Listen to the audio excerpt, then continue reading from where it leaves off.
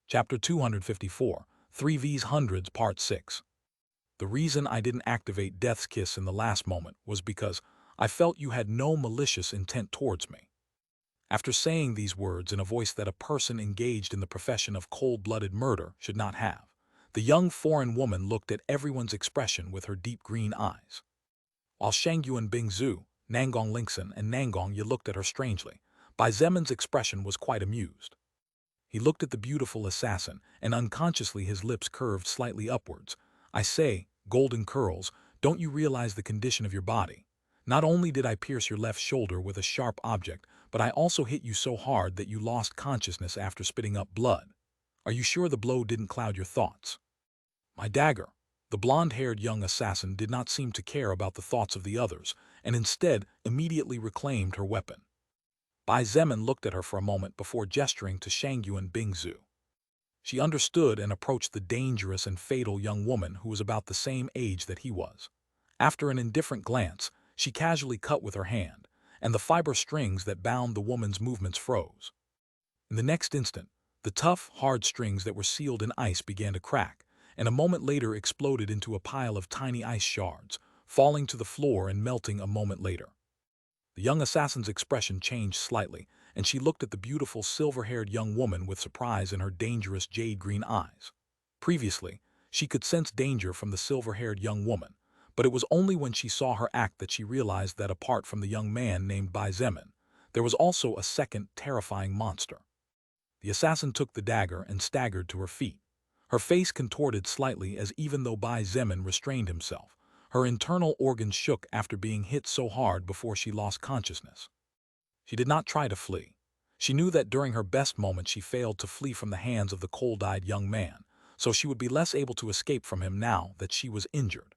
Not to mention the silver-haired beauty with the indifferent expression who was looking at her as if waiting for the moment when she would make a wrong move to attack her.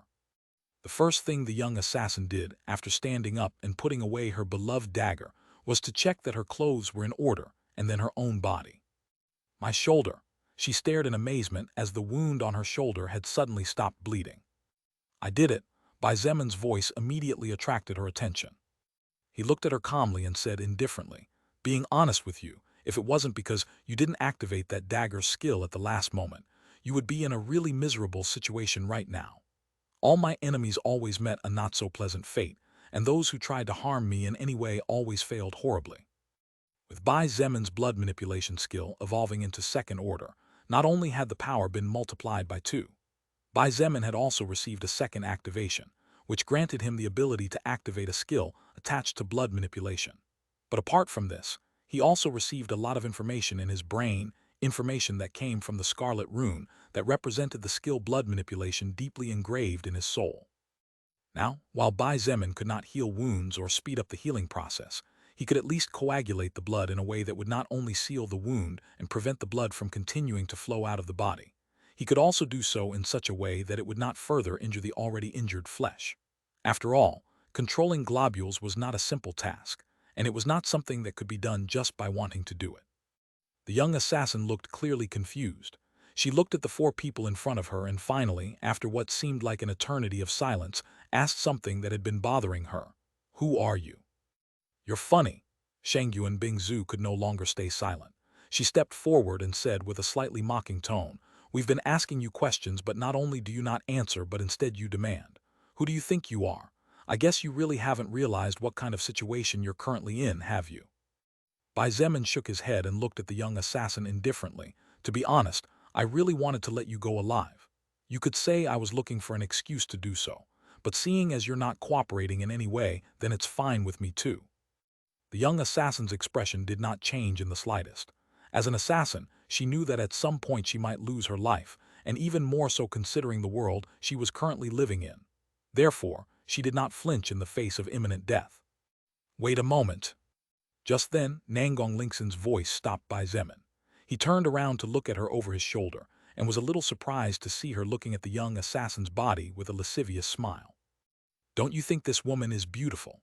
Nangong Lingxin narrowed her eyes and said with a chuckle, "I'm sure the poor survivors who haven't been able to feel the warmth of a woman in a long time will thank us eternally if we let them hold her, don't you think?" Shangyuan Bingzu and Bai Zemin's expressions changed slightly. Both of them were about to reprimand Nangong Lingxin, as the current her should be aware that throwing a person to their fate while letting others take physical advantage of them was not to both of their liking. In fact, the rule against rape was one of the firmest rules whose punishments were the strongest in Beginning Village. However, the eyes of both of them suddenly lit up as if they had thought of something and unconsciously looked at each other, seeing the same surprise in each other's eyes. Bai Zemin looked at Nangong Lingxin with appreciation, finally understanding the intention of this not only beautiful and powerful, but also an intelligent woman. After understanding Nangong Lingxin's plan, Bai Zemin turned to look at the young assassin and smiled. As a man, his smile was even naughtier than Nangong Lingxin's smile, and as he looked at the small but graceful body of the foreign assassin, he commented, "That idea is good too. This woman not only has an extremely good body, but her face is also very beautiful. I'm sure the men who haven't even showered for 1 month will thank us very much." "You?" The young assassin girl finally couldn't keep her composure and took a step back. She looked at Bai Zemin and the others with caution, and even a hint of fear in her previously steady eyes. No woman would be able to keep her calm in the face of being assaulted by a group of men who, to top it off, were filthy and whose putrid odor drove away even the foulest of flies. Even if she was an experienced assassin, she was a woman first and foremost. Bai Zemin sighed exaggeratedly and shook his head. What a pity. A woman as beautiful and strong as you turned into someone else's dog, and because of that stupid loyalty will now have to go through hell before finally dying with grievances. I am nobody's dog. The young assassin suddenly raised her voice and her fear seemed to disappear. As if the words Bai Zemin said had touched a delicate nerve, she glared at him with hatred and while gritting her teeth, barked, "The only dogs here are you, who killed a group of people and even steal their belongings casually." Cough, cough. Bai Zemin and Nangong, ye almost choked to death when they heard this. They killed a group of people. Well, in fact, they killed a lot of people, but they all deserved it in one way or another. As for the matter of stealing their belongings casually, when did this happen? What the hell are you talking about? Shang Yuan Bing Zhu looked at the young assassin stupefied.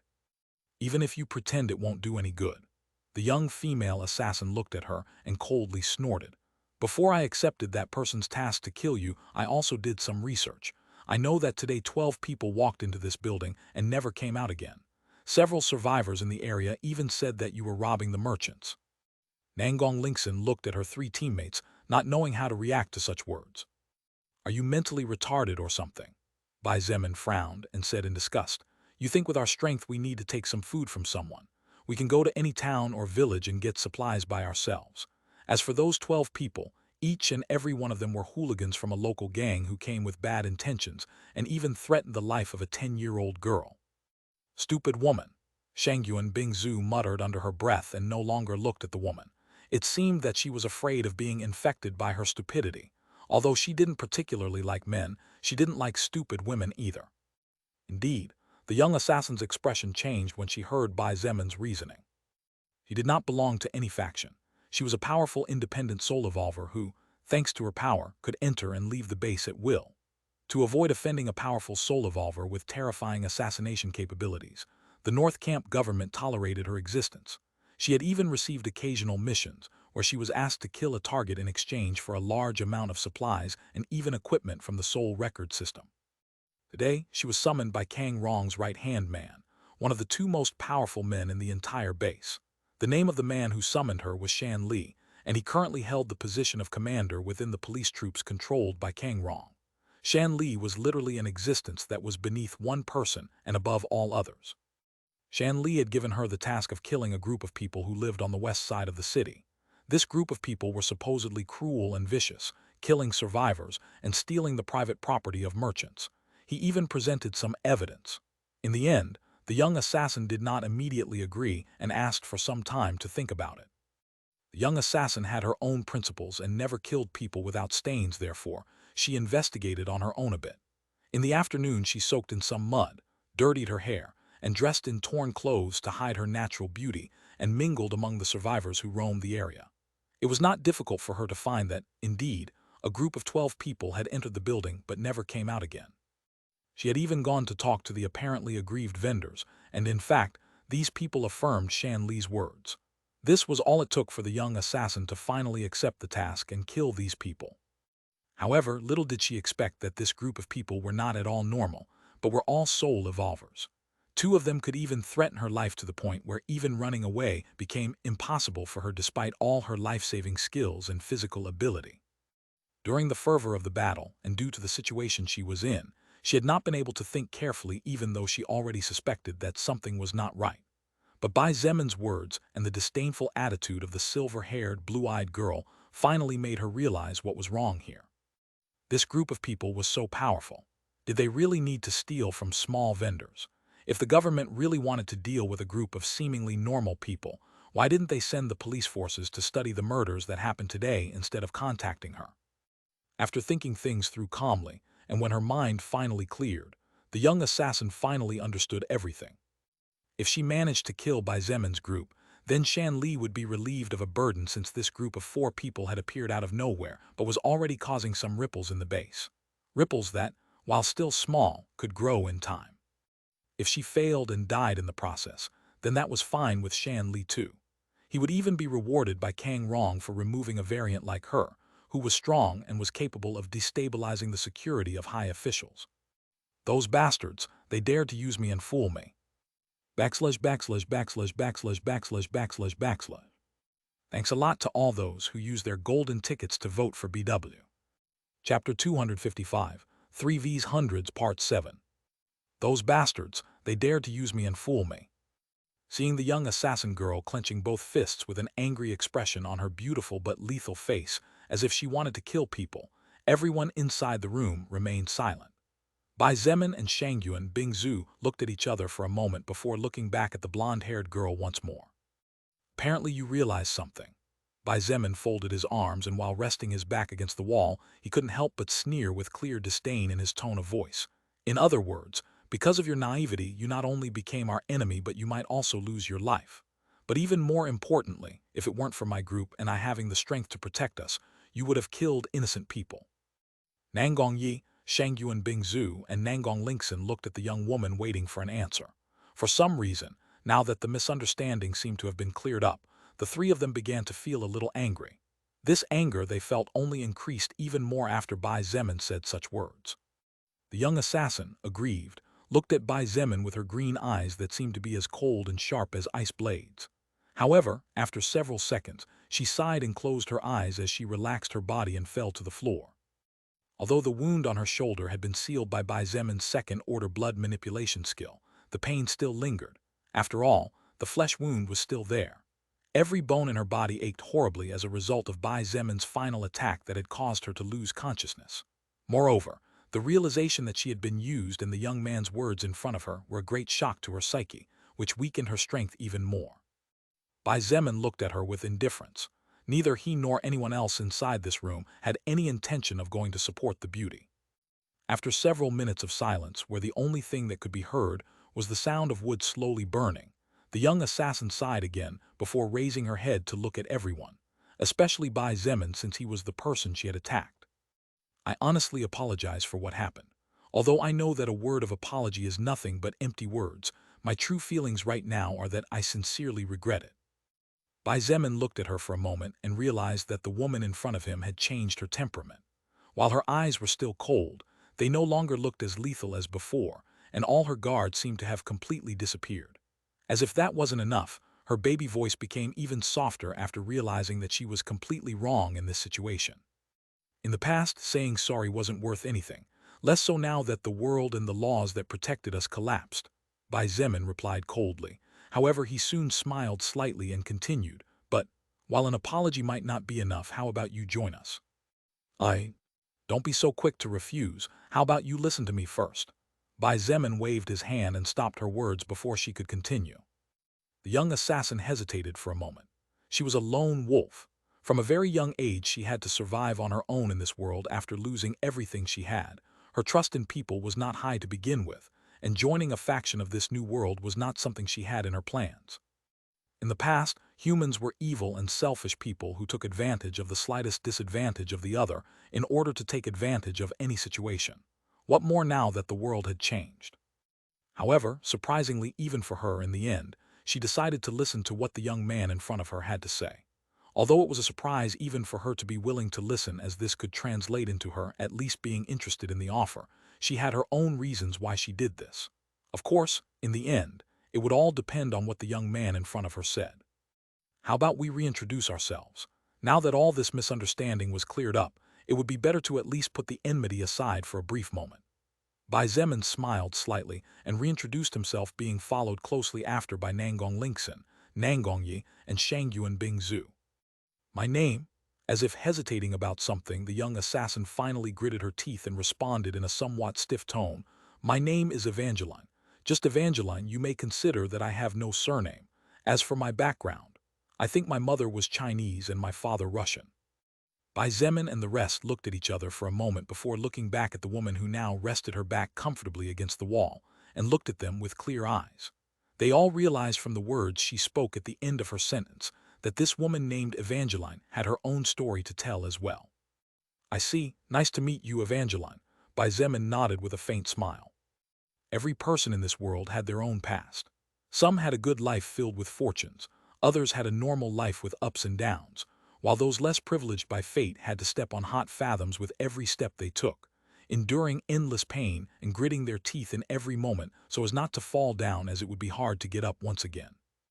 As to whether one was willing to share their life experiences with another person, it depended on many factors such as trust.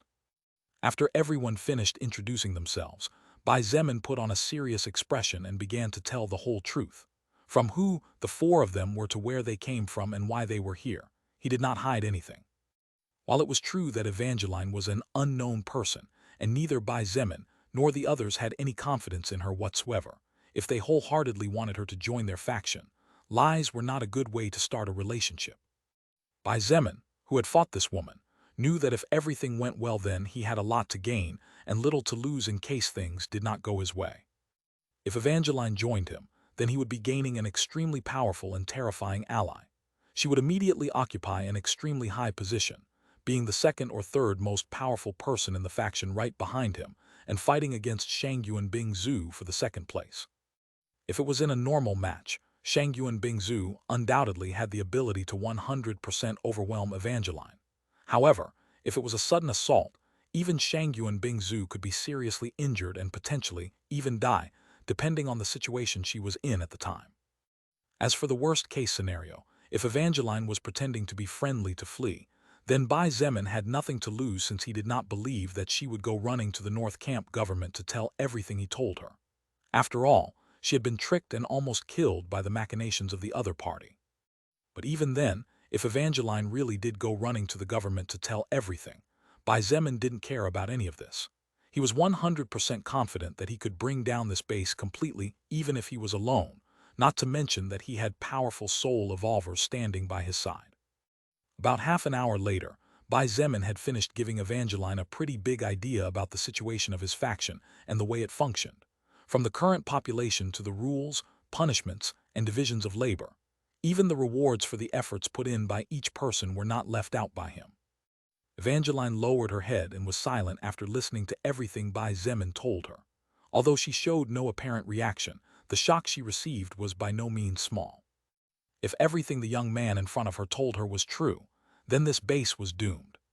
But more crucially, she looked him straight into his eyes and stood up slowly as she said earnestly, "About the society you want to build. I am willing to join you, but I have two conditions." "More conditions, huh?" Bai Zemin unconsciously looked at Shangyuan Bingzu and couldn't help but think that women really were something. But on second thought, it also made sense. Evangeline was strong. She could survive on her own for quite some time, and as long as she didn't encounter some especially strong first-order beast, as long as she didn't find herself surrounded by an army of beasts or a group of first-order beasts, and as long as she didn't meet a terrifying second-order existence, Evangeline had enough power to survive in this new world. By joining his faction, she would be losing much of her freedom, as she would not only have to listen to the orders Bai Zemin gave her, but would also have to work to raise a person even higher than she was raising herself. Therefore, taking all this into account, it was only natural that she and any other powerhouse would have their conditions. Sure, Bai Zemin could threaten her with death, but for an assassin like Evangeline, it was clear that such threats would have little or no effect. On the contrary, they might make everything more difficult. "Don't worry." Evangeline looked at him steadily and said confidently, "I have only two conditions. The first will not prejudice you in any way as long as everything you have said before is true. As for my second condition, it might even be considered a good thing for you." Oh, Bai Zemin finally felt some curiosity. With a faint smile on his face, his eyes flashed with a hint of coldness as he calmly said, "An advantageous condition for me. That's quite interesting. Tell me what you have in mind." "My first condition is simple. Before I agree to join your faction and follow your orders, I want to go to your camp and see how you operate it. Besides, I also want to see how you try to solve the problems that the lower caste survivors have," Evangeline said calmly. Although she was a killer, and the number of people who had died at her hands before the Soul Record's arrival on Earth could already be counted in more than a few dozen, she was not a cruel person, and thus was not willing to follow a selfish and evil person. Bai Zemin nodded. Such a condition was understandable. Seeing him nod, Evangeline paused for a moment before saying word by word, "Following China. In case I really join your faction and we succeed in conquering China, you cannot stop here.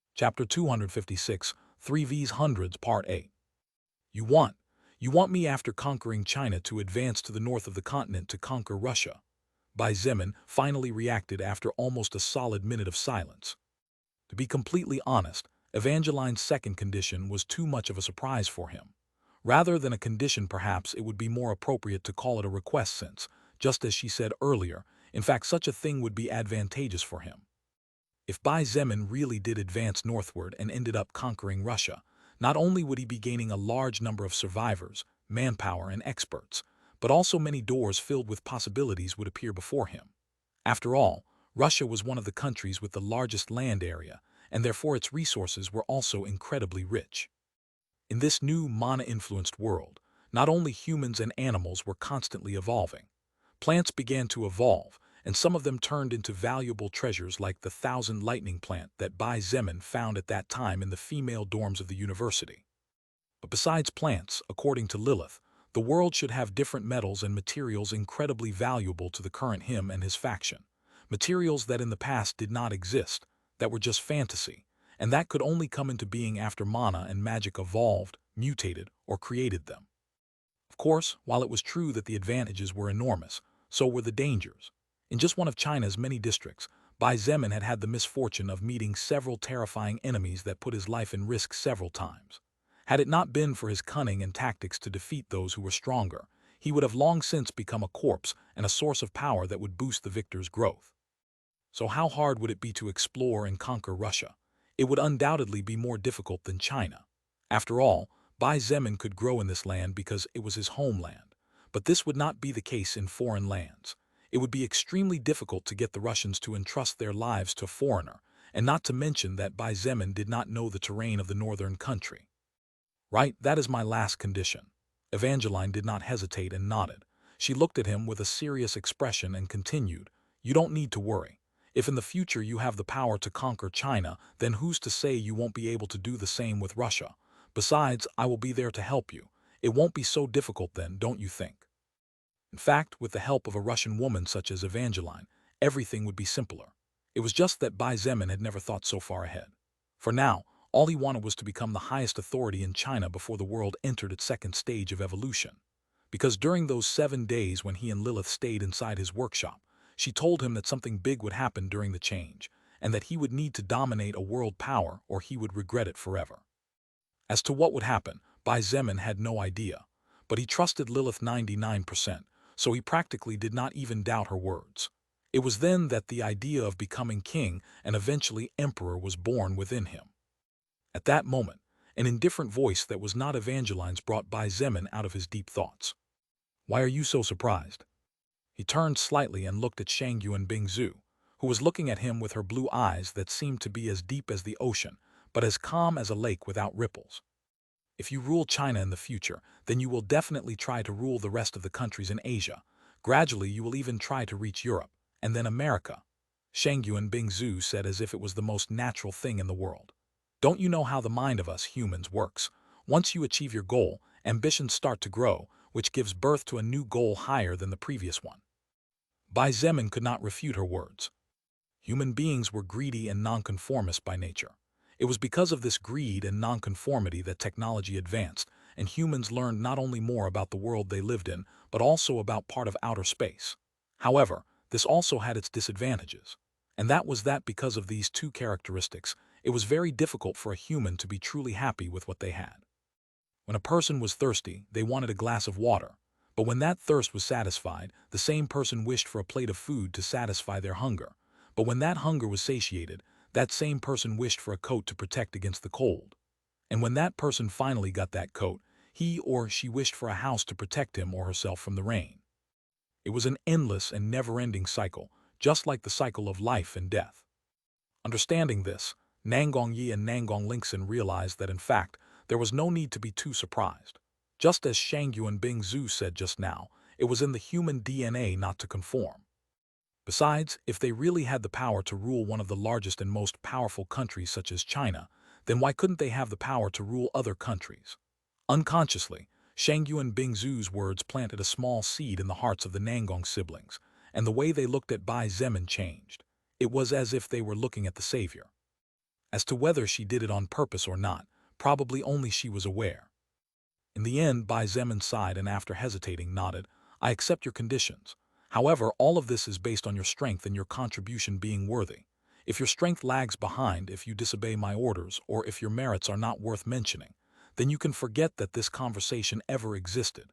If you are okay with it, then we can close the deal here. Otherwise, you can leave."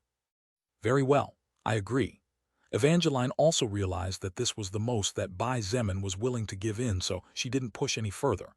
She just had to continue acting as she had been acting since day one of the apocalypse, and everything would be fine. "Perfect then." Bai Zemin smiled slightly and extended his right hand. "Welcome aboard." Evangeline looked at his outstretched hand for 1 second before extending her own to give him a handshake in greeting.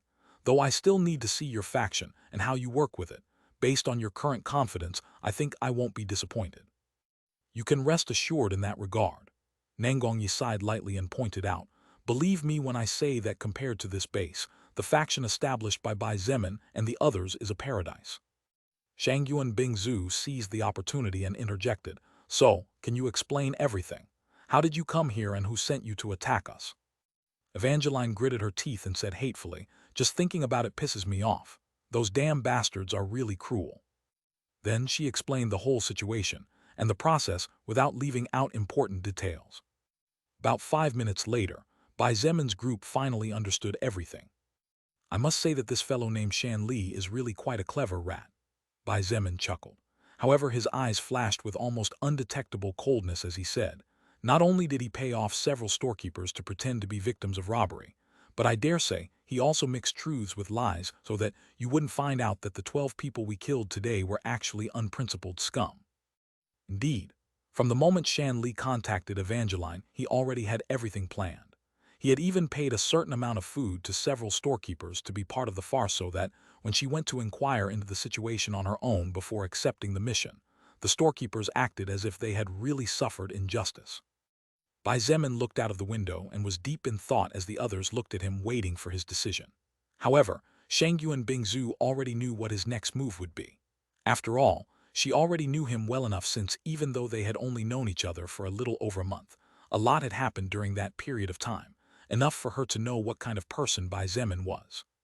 He was definitely not one to take personal attacks with a smile. "I guess we'll start tonight then."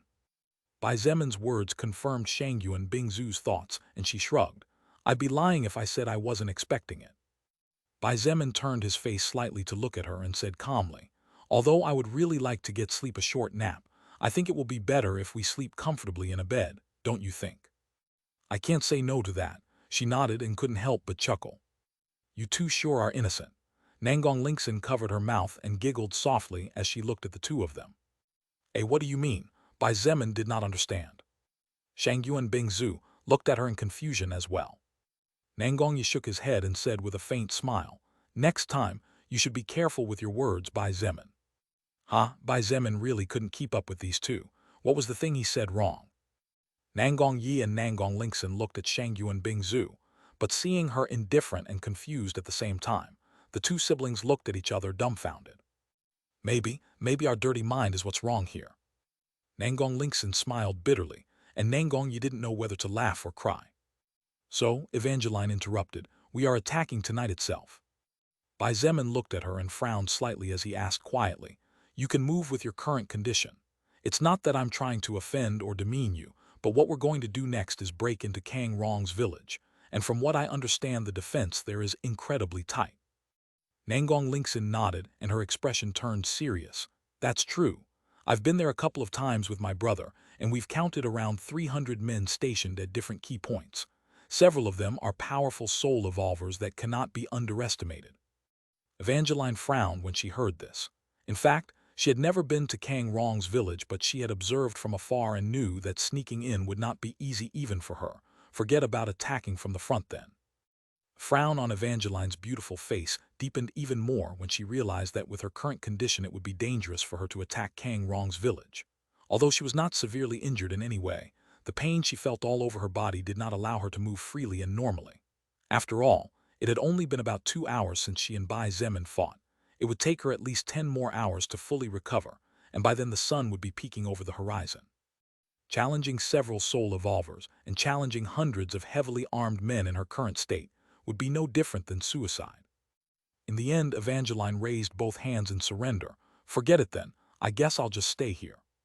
Bai Zemin nodded with a faint smile. That's probably better. Then he looked at Nangongyi and said calmly, Nangongyi, stay here and protect Yi Fang and Xiang Feng. If anyone dares to sneak into the building or cause trouble, just kill them immediately without hesitation. I understand. Nangongyi nodded with a solemn expression. While he was strong, his potential was not in fighting many enemies, but a few yet powerful ones. It would be dangerous for him to defy a hail of bullets. Thanks a lot to all those who use their golden tickets to vote for BW. Chapter 257, 3V's Hundreds, Part 9. Under Evangeline's watchful eye, Bai Zemin walked to a corner of the room and crouched down before starting to remove some candy wrappers and other types of miscellaneous junk. Then, he carefully picked up a few things from the floor and turned around. Then, since Nangongyi and Evangeline will be staying here, it will just be Shangyuan Bingzu, Nangong Lingxin, and me. Shangyuan Bingzu stepped forward and took some things from his hand. Nangong Lingxin, as well, did the same a moment later. What is that? Evangeline was surprised and confused as she watched the two beautiful women in front of her carefully holding on to some small items. Toys. A satisfied smile appeared on Bai Zemin's face as he calmly said, I'm glad you think so, since that means the others will most likely think that way too. Then he walked over to the bag containing the snack food and scattered it on the floor before he started tearing a part of the bag, revealing a well-hidden part at the bottom area. What is this person doing? Evangeline was dumbfounded. She assumed that Bai Zemin and the rest had heavy weapons hidden somewhere, and that they would probably go and get them before launching an attack. However, all they did was stand there while one of them performed suspicious actions. However, her questions were soon answered to some extent. A gun? No. What kind of item is that? Again, eyes wide open, the young assassin who had just joined Bai Zemin's faction saw him pull out a strange, futuristic-looking gun she had never seen in her entire life from inside the torn bag. Now you'll see. Nangong Lingxin replied with a chuckle before leaving the armor and miniature sword in her hands on the ground. Shangyuan Bingzu said nothing, and simply did the same as Nangong Lingxin before taking a few steps back prior to fixing her stare on Bai Zemin. As for Bai Zemin, he didn't beat around the bush either. After taking his equipment that had been shrunk by the epic-grade treasure called Infinite Reduction, Bai Zemin placed them all side by side on the ground. However, although it was fine with the armor, shoulder pads, and the rest, when the scabbard and miniature sword came into contact with the ground once again, the ground trembled slightly. The trembling was extremely small, and a normal person would not notice it. However, Evangeline was not a normal person. She was a powerful first-order soul evolver and an experienced assassin capable of detecting the changes happening around her. Her face changed slightly when she felt the small movement of the ground and looked at the small toys with surprise. She had her theories about it, but was unwilling to believe it. However, she soon had no choice but to accept the reality before her eyes. Swoosh, swoosh, swoosh. Bai Zemin aimed at the pile of miniature objects and fired 3 times. Once he shot at Shangyuan Bingzu's miniature objects. The second shot was aimed at Nangong Lingxin's objects. The last one was directly in front of him. 3 beams of light similar to a scanner shot out from the muzzle of the gun, and the light enveloped the miniature objects for a few seconds. Then, under Evangeline's disbelief-filled gaze, those small objects that looked like children's toys began to increase in size at breakneck speeds. Before her beautiful jade green eyes, approximately a dozen pieces of equipment appeared. Armor, shoulder pads, swords, scabbards, wrist guards, etc. There was even a large dark cloak that looked like it had experienced many battles as it had some jagged parts on it. Nangong, ye can explain things to you later. Bai Zemin naturally understood the woman's surprise. However, he did not have time at the moment, so he could only arrange everything in such a way. You two should also prepare yourselves. Bai Zemin instructed as he looked at the two women who would be accompanying him on tonight's raid.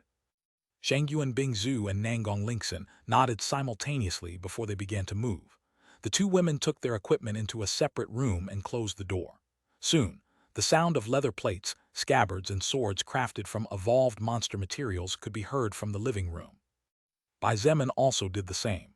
He took his things and disappeared into a different room. The first to appear were Shangyuan Bingzhu and Nangong Lingxin. One dressed in sky blue leather armor and the other in brown leather armor. The two beauties looked extremely proud and brave, as their swords sealed inside their scabbards hung around their small waists. Actually, Nangong Lingxin was more of a mage than a warrior, so she was supposed to have a magic staff instead of a sword. However, Bai Zemin did not know that she had joined the group until after he came out of his confinement. Precisely for this reason, Nangong Lingxin and her brother Nangong, he could only use normal pieces of equipment. Equipment that Bai Zemin had forged in large quantities and had been distributed among 200 brave men who did have the courage to fight the zombies and other melee enemies at the risk of their lives. About 5 minutes later, Bai Zemin also appeared in the living room. The flames had consumed the wood almost entirely, so the lighting in the room was quite dim at this point. Not bad, Nangongyi couldn't help but exclaim as he looked at Bai Zemin standing there. The constant movement of the small yellow flames was faintly reflected on the black leather armor and the spikes protruding from it. On his back could be seen the hilt that went beyond his height of a giant red scabbard that for barely a dozen centimeters did not touch the ground. I will need time to practice, Bai Zemin said as a breeze of cold air blew through the broken windows, causing the large dark cloak behind him to wave gently. Almost 10 minutes to equip these things. Even if it's the first time I've seen this kind of stuff, it's too long. As he lamented and made a mental note, the 4 people in the room stared at him. Sensing this, Bai Zemin finally couldn't help but feel a little secretly proud. In fact, he had seen himself before leaving the room, so he knew that, at this moment, he looked really brave and heroic. Besides, the black color of his equipment gave him an air of mystery and danger that naturally attracted stares. Although Bai Zemin could be considered quite mature for his age, he was still a young man in his 20s. It was absolutely impossible for him not to feel good when 3 beautiful women were staring at him, even if he didn't know what they were thinking. Catching their attention certainly didn't feel bad, even though it wasn't something he cared too much about. We should go. Shangyuan Bingzhu closed her eyes for a moment before opening them once more as she walked outside. Yep, let's finish this quickly and then go to sleep. Bai Zemin followed her. I want to sleep in a big comfy bed, but first I need a bubble bath. Nangong Lingxin also expressed her wishes. Although this building had hot water, the shower was not good, so she really missed her villa in Beginning Village. Soon, the 3 silhouettes disappeared in the middle of the night. ////. The weather was quite cold at this time. Even when the soul record stabilized the mana that had gone wild as it sensed the approach of this mysterious system to Earth, the temperatures were volatile. Even if during the day the sun burned fiercely, making living beings sweat, during the nights it could become as cold as the nights of the desolate deserts. Except for a few survivors who wandered the streets like souls in pain, apparently unable to even feel the cold that embraced them and with dead eyes and no hope for the future, all were inside their homes. 3 silhouettes moved like ghosts, taking advantage of the veil of the night. The 3 silhouettes were extremely agile, and their movements were undoubtedly inhuman. The speed at which they advanced was such that, when they passed by a survivor, he or she could not even notice them, and the only thing they felt was a gust of wind, colder and stronger than natural, whipping their bodies. In a very short time, the 3 shadows had left the western part of the base, and without stopping their movements, they continued advancing in a southeasterly direction. Unlike the rest of the base, which was practically in total darkness, the eastern area was very well illuminated. The buildings were extravagant and the gardens luxurious.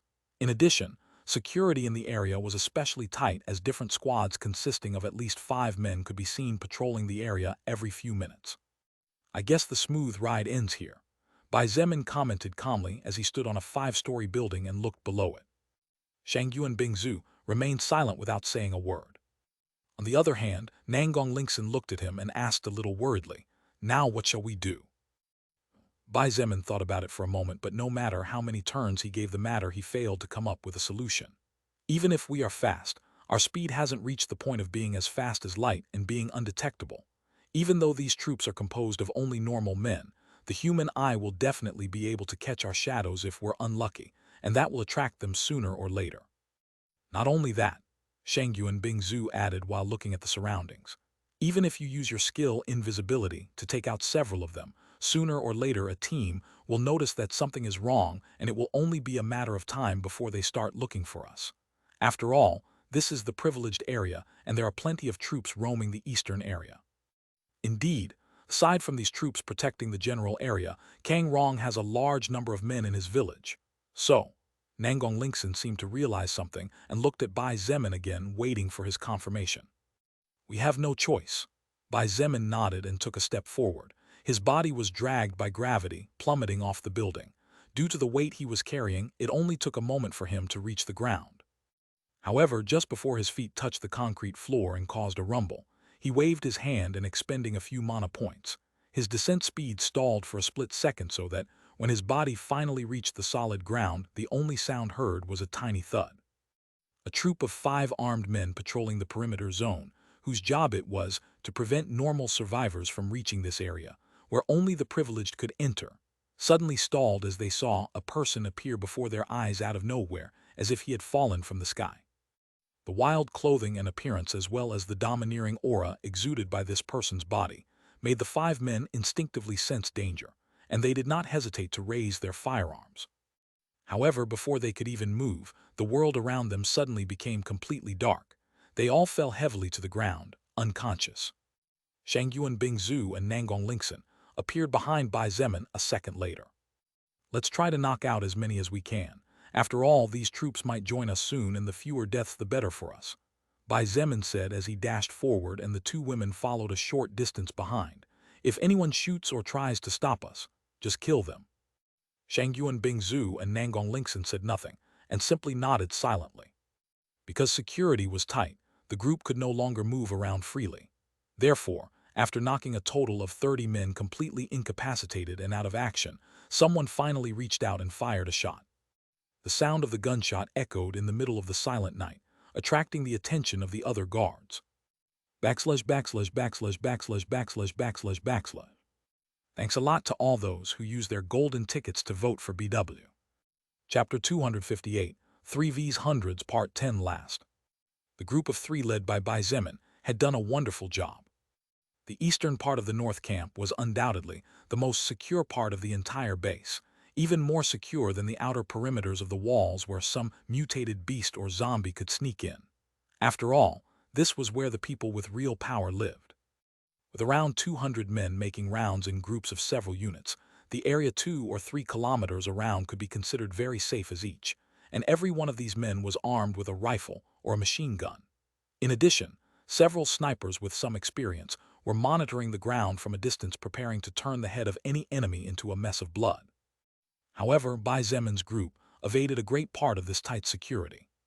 After knocking out almost 10 entire teams to total around 30 men, Bai Zemin, together with Shangyu, Bingzhu, and Nangong Lingxin, moved into the sparse shadows of the trees and carefully advanced deeper into the privileged zone. Although the 3 of them were powerful soul evolvers, it was extremely difficult to knock out their current enemies without killing them. After all, there were many things to take into account, such as preventing one of them from firing their guns, preventing them from screaming, avoiding being seen by another squadron while carrying out the task, etc. Unfortunately, luck finally ran out for the group of 3 before they could reach their target destination. A group of 4 armed men was casually chatting as they walked down one of the lighted streets in the privileged area. The 4 men did not look particularly worried, and their guard was quite low at the moment. From the point of view of these armed men, it was simply impossible for anyone to attack this area unless that enemy had a desire to meet their death before their time.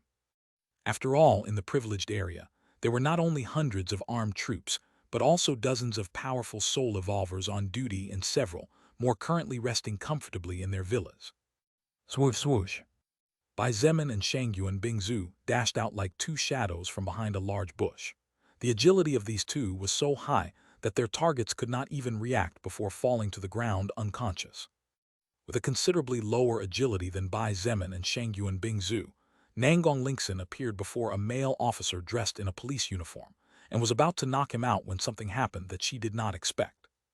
The man was so scared by the sudden ghostly appearance of a woman that the finger of his hand, which was unconsciously on the trigger of the pistol in his hand, was pressed down. The result was obvious. Bang! Damn it! Nangong Lingxin couldn't help but curse even though she considered herself quite polite. Angry, she couldn't help but use a little more strength when she slapped the man. The sound of bones rang out in the middle of the night along with the echoing gunshot, and the man fell lifeless on the ground with blood pouring out of his eyes, nose, mouth, and ears. Prepare to fight, Bai Zemin said calmly. Shangyuan Bingzu nodded, and her blue eyes flashed coldly. The temperature around her suddenly began to plummet as a thick layer of ice formed under her feet. I'm sorry. Nangong Lingxin apologized with a miserable expression. She knew that because of her mistake they would now have things more difficult.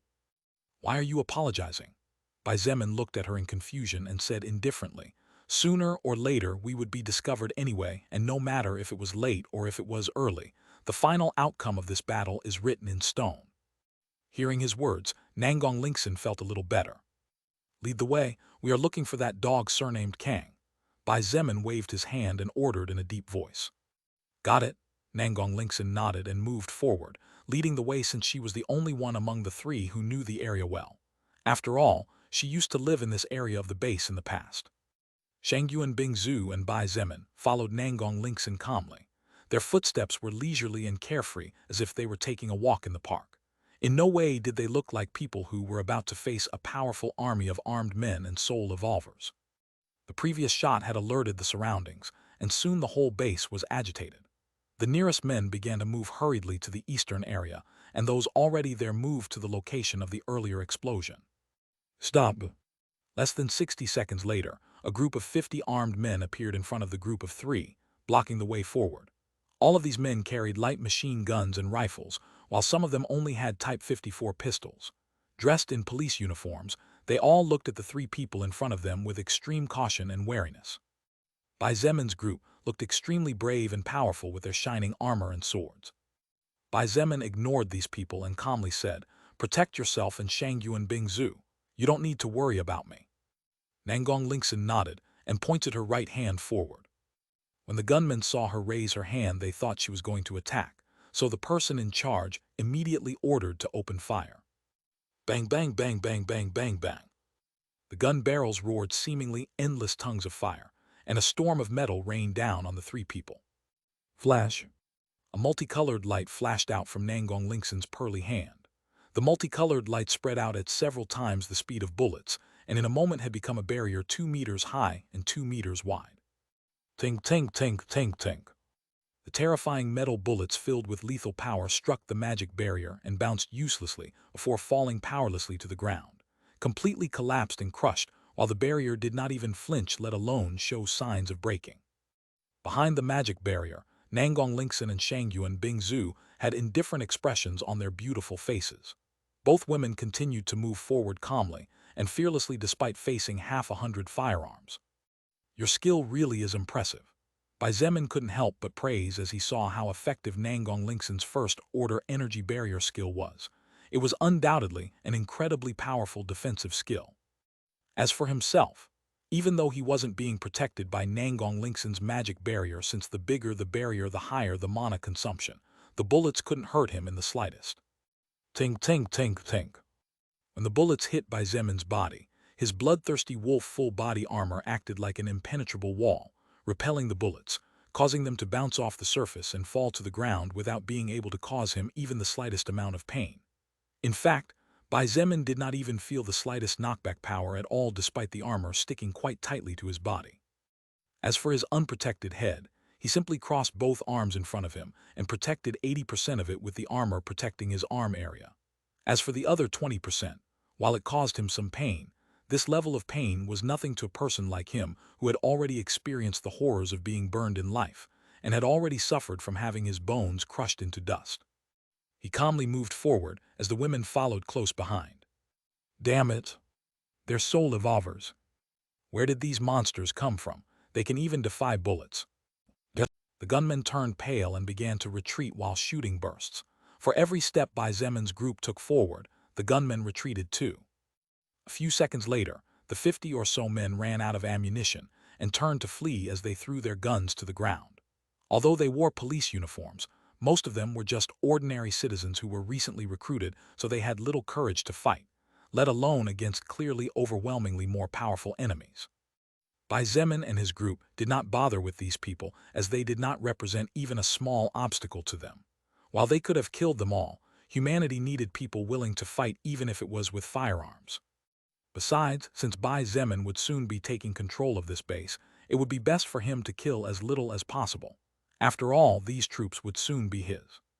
Several armed groups appeared and tried to stop Bai Zemin's group, but they were all repelled.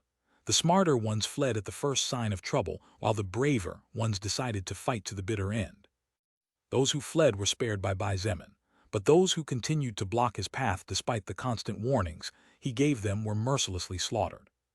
In less than 5 minutes, a total of approximately 250 men were repulsed by only 3 people without even fighting. Among these 250 armed men, approximately 70 of them were killed by Bai Zemin and Shangyuan Bingzhu. Some armed men seemed to realize that the mysterious group of 3 people did not seem to have the intention of killing those who did not bother them too much, so they dared to watch from afar while following them from a distance. Even though these people no longer dared to attack, they wanted to see what was going to happen next. Should I kill them all? Shangyuan Bingzhu asked coldly as she looked back and saw around 60 men following them. She did not have any good impression of this base even though it had only been about 17 hours since she had arrived here. The level of corruption and cruelty of the high officials had caused even someone indifferent and cold like her to become angry, so she didn't mind killing several people. Bai Zemin looked over his shoulder and shook his head. Just ignore them. They won't dare raise their guns against us again unless they actually have air instead of brains inside their heads. Shangyuan Bingzhu nodded indifferently and did not say anything else. She also did not pay attention to the people following them from afar again. In the past, they posed no danger at all, and now that they were low on ammunition, that already non-existent danger had diminished even more if that was even possible. Suddenly, Bai Zemin sensed a slight danger as his passive skill danger sense activated. This danger was by no means deadly and barely noticeable, which meant that the incoming attack could only, at most, slightly injure him and nothing serious. On top of a 5-story building a kilometer up the street, a woman lay on the floor as she clung to her Barrett sniper. In the crosshairs of the lens, she watched as a young man and 2 young women defied hundreds of gunmen as if they were nothing. Even without attacking, all the troops were defeated by their presence alone and didn't even suffer a scratch in the process. What monsters, the woman whispered in lingering fear. She was a powerful soul evolver. Her current level was 19, but her actual strength allowed her to kill higher-level existences thanks to her 2 main skills. Even a first-order human could be injured by her, as humans had weak physiques by nature. It's a shame since you ran into me, though. The female sniper licked her lips and activated her 2 attack skills, mana reinforcement and ammo enhancement. Both were unclassified skills, but with her Barrett, who was even capable of piercing an armored jeep, her power was incredibly terrifying. Die, pretty boy. She smiled and pulled the trigger with confidence. Bang! A thunderous sound shook the night sky. The power of the shot had been such that the Barrett jerked ferociously, as if it would break at any moment, while the floor beneath the woman cracked slightly. Backslash, backslash, backslash, backslash, backslash, backslash, backslash. Thanks a lot to all those who used their golden tickets to vote for BW. Chapter 259, Massacre descends from the sky. Even amidst the sound of engines approaching from a distance, and amidst the occasional gunfire as the gunmen confronted Bai Zemin's group, the sniper's shot resounded in such a way that it was like thunder descending from the heavens in the middle of a starry, cloudless night. Bai Zemin's eyes flashed and his body moved first, before his mind sent the order.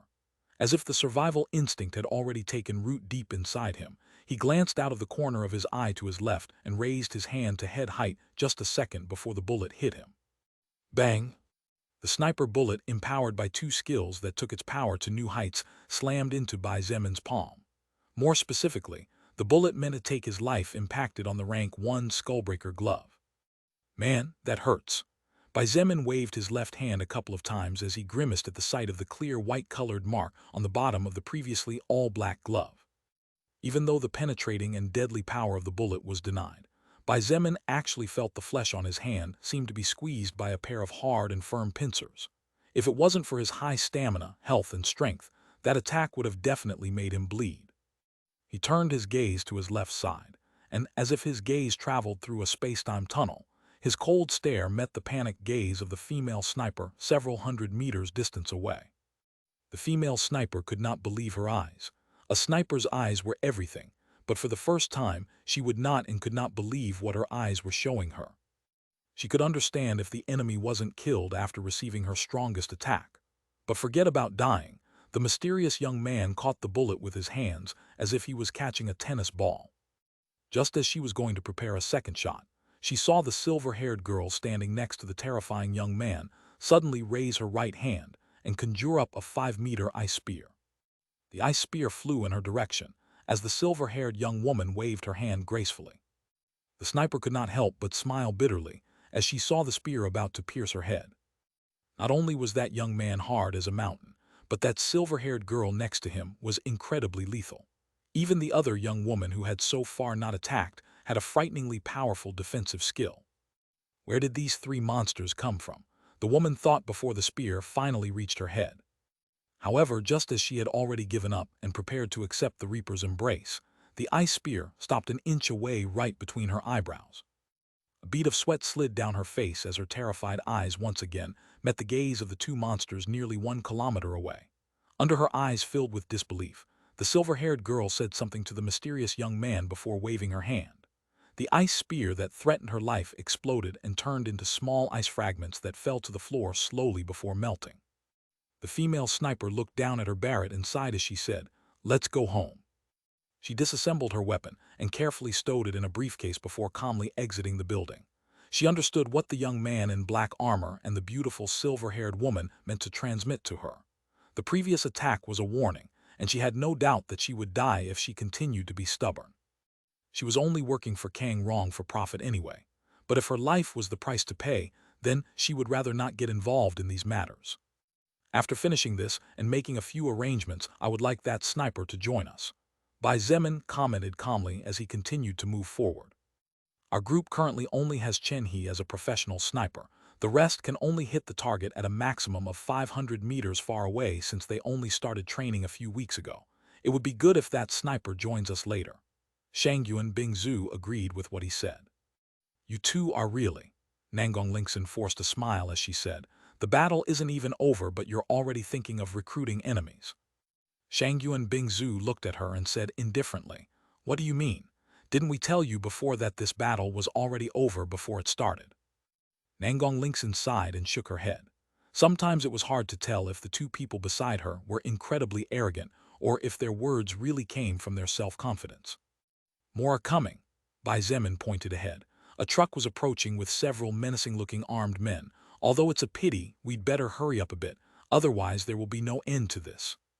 After saying that, he pointed forward, and the blazing ring on his index finger momentarily glowed before a large crimson flame burst forward. The flames coalesced to form a beast hundreds of feet long and roared as if it were an enraged dragon. Under the frightened eyes of the armed men boarding the cargo truck, the flames engulfed the vehicle next to them inside. Boom! The truck exploded noisily. Pieces of broken metal flew skyward before falling to the ground once again as they left a trail of crimson fire wherever they passed like meteors falling from outer space into the Earth's atmosphere. Everyone inside them died, even before they could let out a single cry of pain. While mankind needs brave men, sometimes sacrifices are necessary, Bai Zemin thought aloud. Seeing the miserable fate of the more than 30 men in the truck, the other men inside several other vehicles who were preparing to attack hesitated. Many of them were unwilling to face such terrifying monsters. Forget it. A police officer with some power sighed and his eyes glittered with weariness as he said, just let the soul evolvers take them on. What's the point of continuing to go when we'll just become meaningless cannon fodder anyway? Soon, this message was transmitted over the radio to all the officers. Bai Zemin's group stopped receiving assaults from armed men. Before I and my brother left the base, the number of grenades they had in arsenal was less than 50. Nangong Lingxin pointed out as she looked at the large village in the near distance. Probably during the previous week, those 50 grenades were used to deal with mutated beasts with high defense or to open the path to a village so they could take the supplies inside. Even if they had grenades, they would only serve to increase the deaths on their side. Bai Zemin said coldly as he carefully rubbed the rejection ring on the middle finger of his left hand. If he had activated the special attached skill of this magic grade treasure, everything would have been faster and easier. However, many would have died in the process, and this was what Bai Zemin and Shangyuan Bingzu wanted to avoid. Killing was easy, but both were aware that the biggest enemy was not the humans. It was the different races that were rising to power. To fight against the zombies, the wild beasts, and against the goblins, humanity needed to unite if it did not want to be annihilated. Of course, such a thing was incredibly difficult since humans were stubborn, greedy, and proud. Generally, no one was willing to be beneath anyone unless they really had no other choice. And for that, their lives would have to be on the line. That was precisely why Bai Zemin and the others knew that they would have to fight against their own race if they wanted to dominate, because a soft confrontation would only lead to more harm than good. Considering this is a big city, I know it's normal for the accommodations to be better, but Bai Zemin looked at the extremely luxurious villa in front of him and sighed. This dude with the surname Kang sure lives the life. This villa is at least 3 times more luxurious than mine, even from the outside. What's the use of having luxuries if you can't protect them? Shangyuan Bingzu scoffed and took a step forward. She drew her sword from the scabbard attached to her waist and with expert movement slashed several times. Bang! The courtyard gate that was made of steel was cut into hundreds of pieces before falling to the ground and raising a heavy cloud of dust. Before the dust cloud was completely accentuated, Shangyuan Bingzu's face changed slightly and she jumped back while staring straight ahead. Swoosh, swoosh, swoosh, swoosh, swoosh. Ice arrows, bolts of lightning, earth pikes, ice pikes, wind blades, and other types of elemental attacks rained down from the courtyard of Kang Rong's villa towards the group of 3. But that was not all. A soul evolver stepped forward and began muttering some strange words. 10 magic circles appeared before the soul evolver. The 10 magic circles lit up and 10 beasts appeared. There were grizzly bears, there were white wolves, there were bulls, there was even a 6-foot eagle. Roar! The summoned beast howled at the sky before rushing forward. Nangong Lingxin's face turned as pale as a sheet. Although her energy barrier skill theoretically allowed her to parry any attack as long as she had enough mana, the problem was precisely that she didn't have that much mana to do something like that. Stopping dozens of elemental attacks along with several summoned beasts was something that was far beyond what the current Nangong Lingxin could do. Even Shangyuan Bingzu's face changed slightly. However, she remained calm and raised several ice walls, one after another, in a matter of seconds. Bang! Bang! Bang! Bang! The elemental attacks hit the ice walls that Shangyuan Bingzu had created. The first walls were shattered quite easily as she had crafted them in a hurry to buy some time.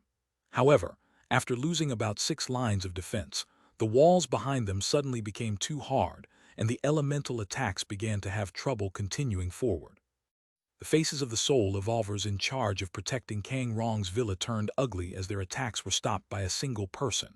In the past, whenever they work as a team, no matter whether it was soul evolver, wild beast, or an army of armed men, everything collapsed.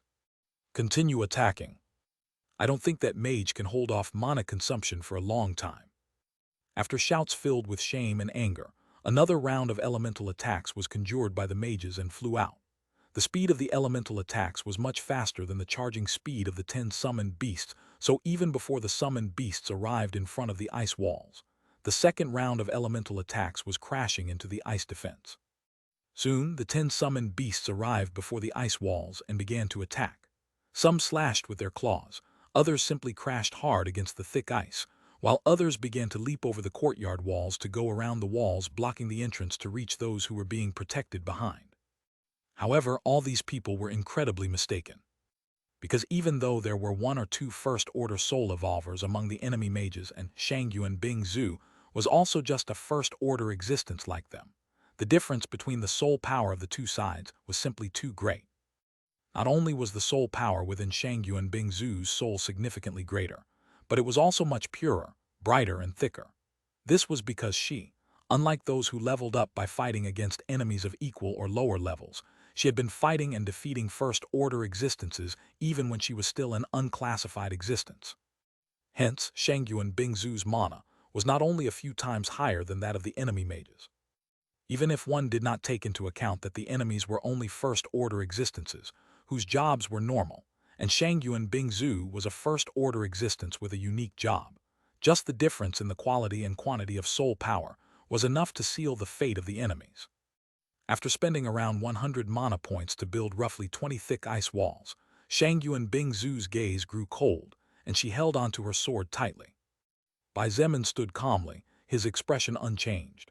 He looked up at the sky and noticed the summoned eagle flying in his direction. Ignoring the eagle, he looked at Shangyuan Bingzu and said calmly, "If you want, then just go. There is no need to hold back against them." This was all she needed to hear. She activated her movement skill and jumped a dozen meters into the air. A massacre descended from the sky.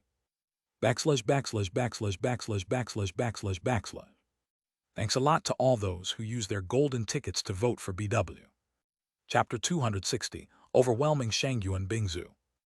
As Shangyuan Bingzu rose into the sky like a graceful butterfly, Bai Zemin turned his attention back to the eagle. The eagle was really big, about 2 meters tall, and with a wingspan of approximately 6 meters. The beast had 2 legs covered by what appeared to be a metal coating as they glistened in the moonlight, and its approximately half-meter beak seemed to have the ability to pierce through everything. However, the most striking thing about the monster would be its eyes. The eagle's eyes were bright golden and seemed to have a certain level of intelligence.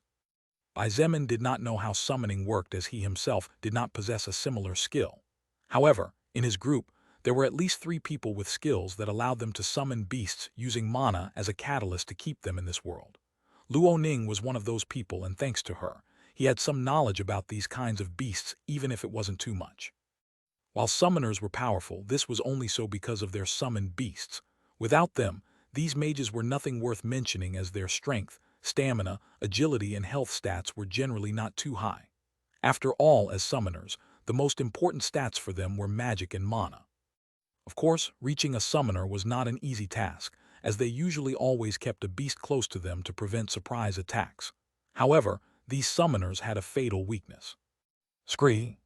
The eagle screeched ominously and swooped downward in a dive. With its talons wide open as if to catch its prey, its golden eyes flashed coldly as it glared at Bai Zemin. Bai Zemin secretly smirked. He raised both arms with his hands stretched forward and met the summoned monster's attack head-on. Bang! The ground beneath Bai Zemin cracked and Nangong Lingxin was forced back 2 steps due to the shockwave. However, when she looked forward, she saw that Bai Zemin had not even moved from his place, and while his hair fluttered as a result of the wind, a casual and indifferent smile adorned his face. Not bad. That attack from before was really wonderful. Bai Zemin praised the eagle, which confused Nangong Lingxin. By using the falling strength and speed of your summoned beast, the power behind the impact improved by at least 5 times. How about joining me? I assure you that you won't lose your privileges once I control this entire base. The eagle's eyes flashed with fear. The beast seemed to receive some sort of command as it hastily flapped its wings and tried to retreat. However, Bai Zemin's hands were like 2 hooks that were unwilling to let it go, as no matter how much it flapped, the beast failed to fly into the sky. The eagle's eyes flashed viciously, and noticing that it could not fly away, it suddenly swung its white head forward and pecked straight ahead with all its might, with the intention of turning its enemy's head into meat pulp. What a pity, Bai Zemin sighed. His eyes flashed coldly, and in a swift movement, he released one of the beast's claws and turned his body 360 degrees as he leaned slightly to the side. The wind whistled past his face, and as he completed his turn, pointed his elbow outward. His armor was replete with thorns in the areas that could be used to attack, and the elbow area naturally had a rather sharp and large one. The eagle did not even react when Bai Zemin's elbow struck it on the side of the neck. The beast opened its eyes wide and let out a pain-filled cry. Red blood and 1 white feathers fell to the ground. Just then, Bai Zemin forcefully pulled one of the eagle's legs towards him as he jumped forward with his knee up. Bang! Critical hit. The thorn of the knee together with Bai Zemin's full strength impacted hard against the eagle's chest. After a second pain-filled cry, The beast fell to the ground in a pool of blood before disappearing from this world forever. Inside the courtyard, the summoner, who was being protected by a red-colored tiger, suddenly opened his mouth and spat out a mouthful of fresh blood. The brightness in his eyes weakened, and two summoned beasts attacking the ice walls were forcibly withdrawn from the battle. As a summoner, the mage could focus his senses on a beast and see or hear what that beast saw or heard. In short, this mage heard Bai Zemin's invitation, but instead of retreating, he attacked him, which led to the immediate destruction of the eagle.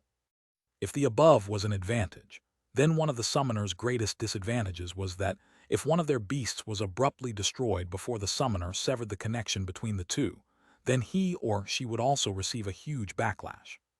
Damn it, that summoner cursed with lingering fear. Kuan Yang, call your summoned beasts back. An anxiety-filled shout brought the summoner back to reality. When Kuan Yang looked ahead, his face turned as pale as a sheet. Without knowing when, a beautiful, immortal, fairy-like woman had appeared inside the villa courtyard and was currently fighting against the soul evolvers controlled by Kang Rong. The problem was that, rather than calling this kind of confrontation a fight, perhaps it would be more correct to call it a one-sided massacre. Previously, there were about 20 soul evolvers. However, in a few seconds, 5 of them had already been killed. The villa where Kang Rong resided was really big, and its courtyard even bigger. Shangyuan Bingzhu moved nimbly all over the place, facing off against more than a dozen enemies with active skills with no sign of fear on her face. You should know that fighting soul evolvers was more dangerous than fighting mutated beasts. After all, the soul evolvers not only possessed active skills, but also had their intelligence intact. Just as Kuan Yang ordered his summoned beasts to stop attacking the ice walls and return, an ice arrow soared through the sky from a strange angle and pierced into his head. The summoned beasts roared, and a magic circle appeared under each one, being removed from this world as they lost the magic and mana support of the summoner. A man roared loudly and transformed into a werewolf over 6 feet tall. His muscles swelled to the point where his clothes could no longer contain them, breaking into pieces. With bloodshot eyes, the man who activated his first-order werewolf transformation skill jumped high into the sky, rising over 10 meters in an instant. Taking advantage of the force of the Earth's gravity, the man slashed downward ferociously towards Shangyuan Bingzhu's head. Shangyuan Bingzhu's gaze grew cold. She pointed forward, and the earth bracelet on her wrist glowed for a moment as she created an ice wall behind her, successfully stopping several elemental attacks. A brown magic circle appeared on the ground, and an instant later, a thick earth spike shot more than 2 meters high. The transformed man's expression did not change, and he continued his attack. Bang! When the claw collided against the earth spike, the power of impact destroyed Shangyuan Bingzhu's attack. However, the man's right hand was also not unscathed, as a 5-inch bloody hole appeared from which dark blood was constantly flowing out. The man, enraged by the pain he was feeling, stomped the ground and dashed forward at full speed. His agility after activating his werewolf transformation skill exceeded that of 15 humans before the apocalypse, so one could imagine how fast he was when he moved. Shangyuan Bingzhu activated Ice Maker, which was currently a first-order max-level skill, and formed a huge ice shield on the left side of her body. Bang! The transformed man's kick slammed into the ice shield, and cracks began to spread all over it. However, before the man could feel pleased, he saw the silhouette of the woman in front of him suddenly become blurry for a moment. The next thing he saw was a flash of sharp light, and then he felt a slight pain in his neck. Instantly followed, a red line appeared on his neck and blood slowly began to pour out. The brightness in the man's eyes dimmed, and a second later his head fell to the ground with a thud as it rolled several times before stopping. You have received the soul power of First Order Yin Kun level 25. Agility plus 23, Magic plus 10, Mana plus 10. Shangyuan Bingzhu's eyes flashed with a hint of joy. She had already received a total of 61 stat points after killing all these soul evolvers. She was about to continue her massacre when she realized that the attacks on her had stopped. No, even Lord Yin Kun was killed. How can this be possible so easily? Among the soul evolvers under Kang Rong's command, they were weak and strong. Those who were weak barely reached level 5, and the stronger ones like Wang Zedong already had the ability to crush a heavily armed troop. The man who had just been killed by Shangyuan Bingzhu in 2 moves was Yin Kun, and he was one of the 5 most powerful soul evolvers that Kang Rong controlled. He was also the second most powerful person present, so all the soul evolvers despaired. The 14 or so survivors together did not have much confidence in defeating Yin Kun. This was because the agility of Yin Kun, transformed into a werewolf, had reached the point where he could dodge most of the attacks while slowly killing them. Therefore, seeing how the silver-haired woman had killed Yin Kun with her blue sword in a single slash, and how she was so fast that even he failed to react, they knew immediately that they would not be able to defeat her, and would only be throwing themselves to their deaths if they continued like this. Chief Kang, please get Lord Shan a move.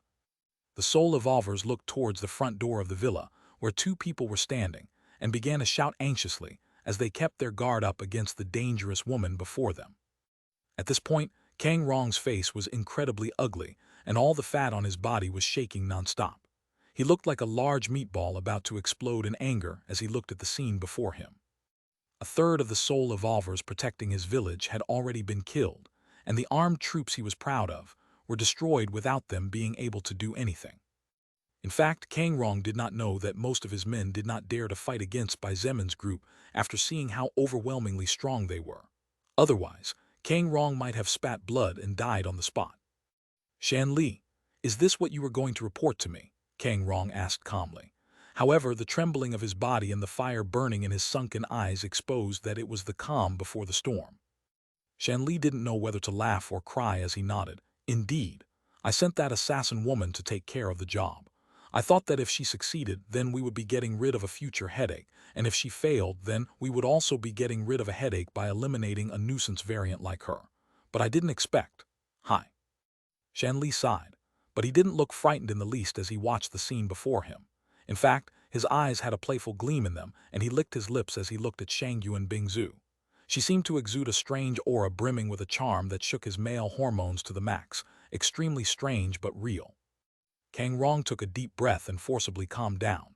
Seeing that Shan Li was not nervous, his nerves also disappeared. After all, his strongest fighter was by his side. Backslash backslash backslash backslash backslash backslash backslash. Thanks a lot to all those who used their golden tickets to vote for BW.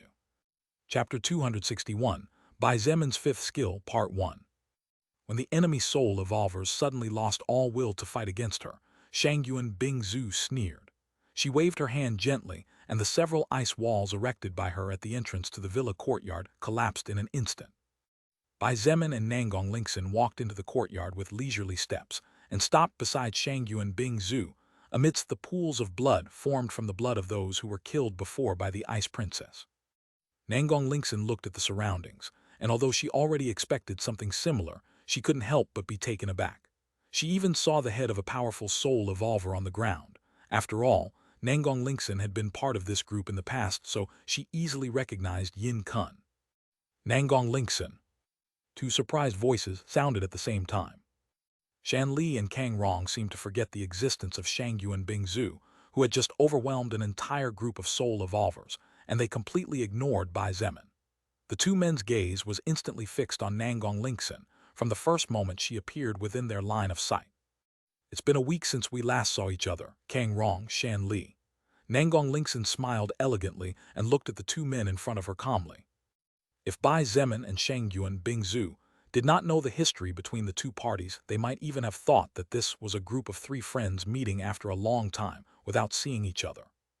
Of course, although Nangong Lingxin's reaction was seemingly casual, the same could not be said for the other two. Bitch, Kang Rong burst out in fury as he pointed toward her nose and cursed loudly. After I gave you and your family a place to live inside the walls of my camp, this is how you pay me back. You treacherous F\*seeking whore. Nangong Lingxin's expression grew cold. In the past she had never been treated in such a manner, and from the moment she became a powerful soul evolver, her pride towards her existence naturally increased. Even powerful people beyond all sense like Shang Yuan Bingzhu and Bai Zemin treated her with due respect. How could she tolerate a fat, useless man talking to her like that? Treacherous me? Don't make me laugh. Watch your words, you ungrateful pig.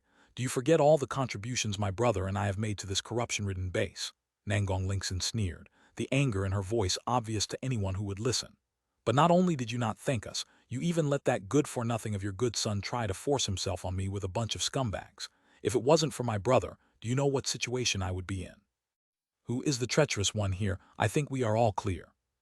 My son, right, where is my son Kang Hong? Kang Rong seemed to realize something and suddenly became livid. He ignored most of Nangong Lingxin's words, dismissing them as nothing but air. Nangong Lingxin, don't you dare lie to me or otherwise. Otherwise what? Nangong Lingxin interrupted coldly. Her lips curved upward slightly and she said in a sarcastic tone, will you order your armed troops to attack me? Or maybe you'll have your evolved dogs attack me as a group. Why don't you give it a try then?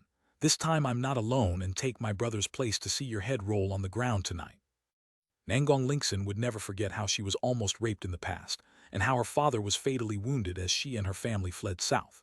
If not for her brother and Bai Zemin's group, she and her only 2 family members would have met an extremely miserable fate because of Kang Hong. However, the main culprit of it all was undoubtedly Kang Rong for allowing such things to happen. If there was one person Nangong Lingxin could never forgive, no matter what, it was the man in front of her. Kang Rong's eyes widened and he bellowed. Didn't you hear my question? I asked you where my son is. Answer me or I'll be sure to break your legs and throw you on the streets of the west side of the base for the lowest hobos to turn you into the lowest bitch. If it were in the past, Nangong Lingxin might have been frightened by such a threat. After all, although Kang Rong didn't have any real power, he was a very smart person and with different tactics managed to control several soul evolvers without losing control over the firearms and cops subordinate to him before the apocalypse. However, things were very different now. But just as she was about to say something, another person interrupted. Hey pig, are the beds in your villa comfortable? Kang Rong was taken aback as the sudden intermission was too abrupt. For a moment he didn't know what to say and looked in white at the young man wearing black armor and a huge sword behind his back. Why did he want to know if the beds in his villa were comfortable?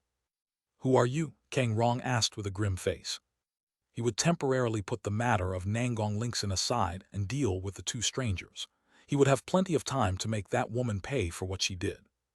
Bai Zemin frowned slightly and activated second-order blood manipulation silently.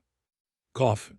Kang Rong's face turned pale and he clutched his chest tightly as he was forced to cough out a mouthful of fresh blood. The pain he felt sent him back a few steps, and had it not been for Shan Li hurriedly supporting him, he would have fallen straight to the ground. You've been acting as if you're the king of the world, and to be honest, you've already become a pest. Bai Zemin said coldly and ordered indifferently. Now you only have 2 choices. Give up and die quickly or continue fighting, which as a consequence will give you such a gruesome death that you can't even imagine. Choose. It had already been over a month since the soul record changed the earth forever.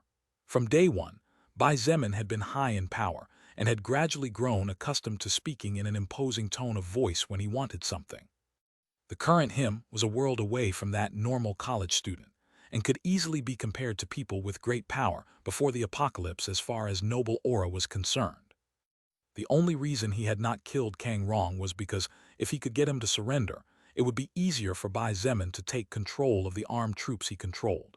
However, his patience was running out after listening to Kang Rong's arrogance and insults. In fact, Shangyuan Bingzu did not even say a word and did not even look at them.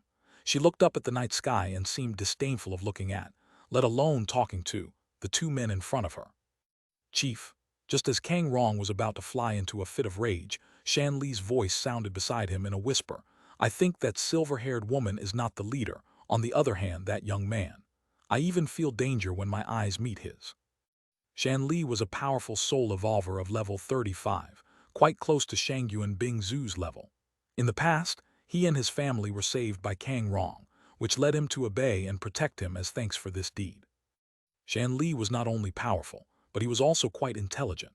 But the problem was that, when he looked at the young man with black armor and a big red sword behind his back, Shan Li felt that his probability of victory did not necessarily exceed 50%, since just now he could not even see how Bai Zemin attacked Kang Rong even though he was by his side, and everything was happening before his eyes. Hearing this, Kang Rong's face turned even paler and disbelief flashed in his eyes. He was aware of how powerful Shan Li was, so hearing that even he had no confidence in defeating the young man in front of them, the surprise Kang Rong felt could be imagined. As for you, Bai Zemin looked at Shan Li and shook his head. Even though you are strong, you will have to die. It was you who sent Evangeline to attack us today, wasn't it? Although Shan Li was stronger than Evangeline, Bai Zemin knew that the beautiful assassin with mixed blood would definitely not forgive him,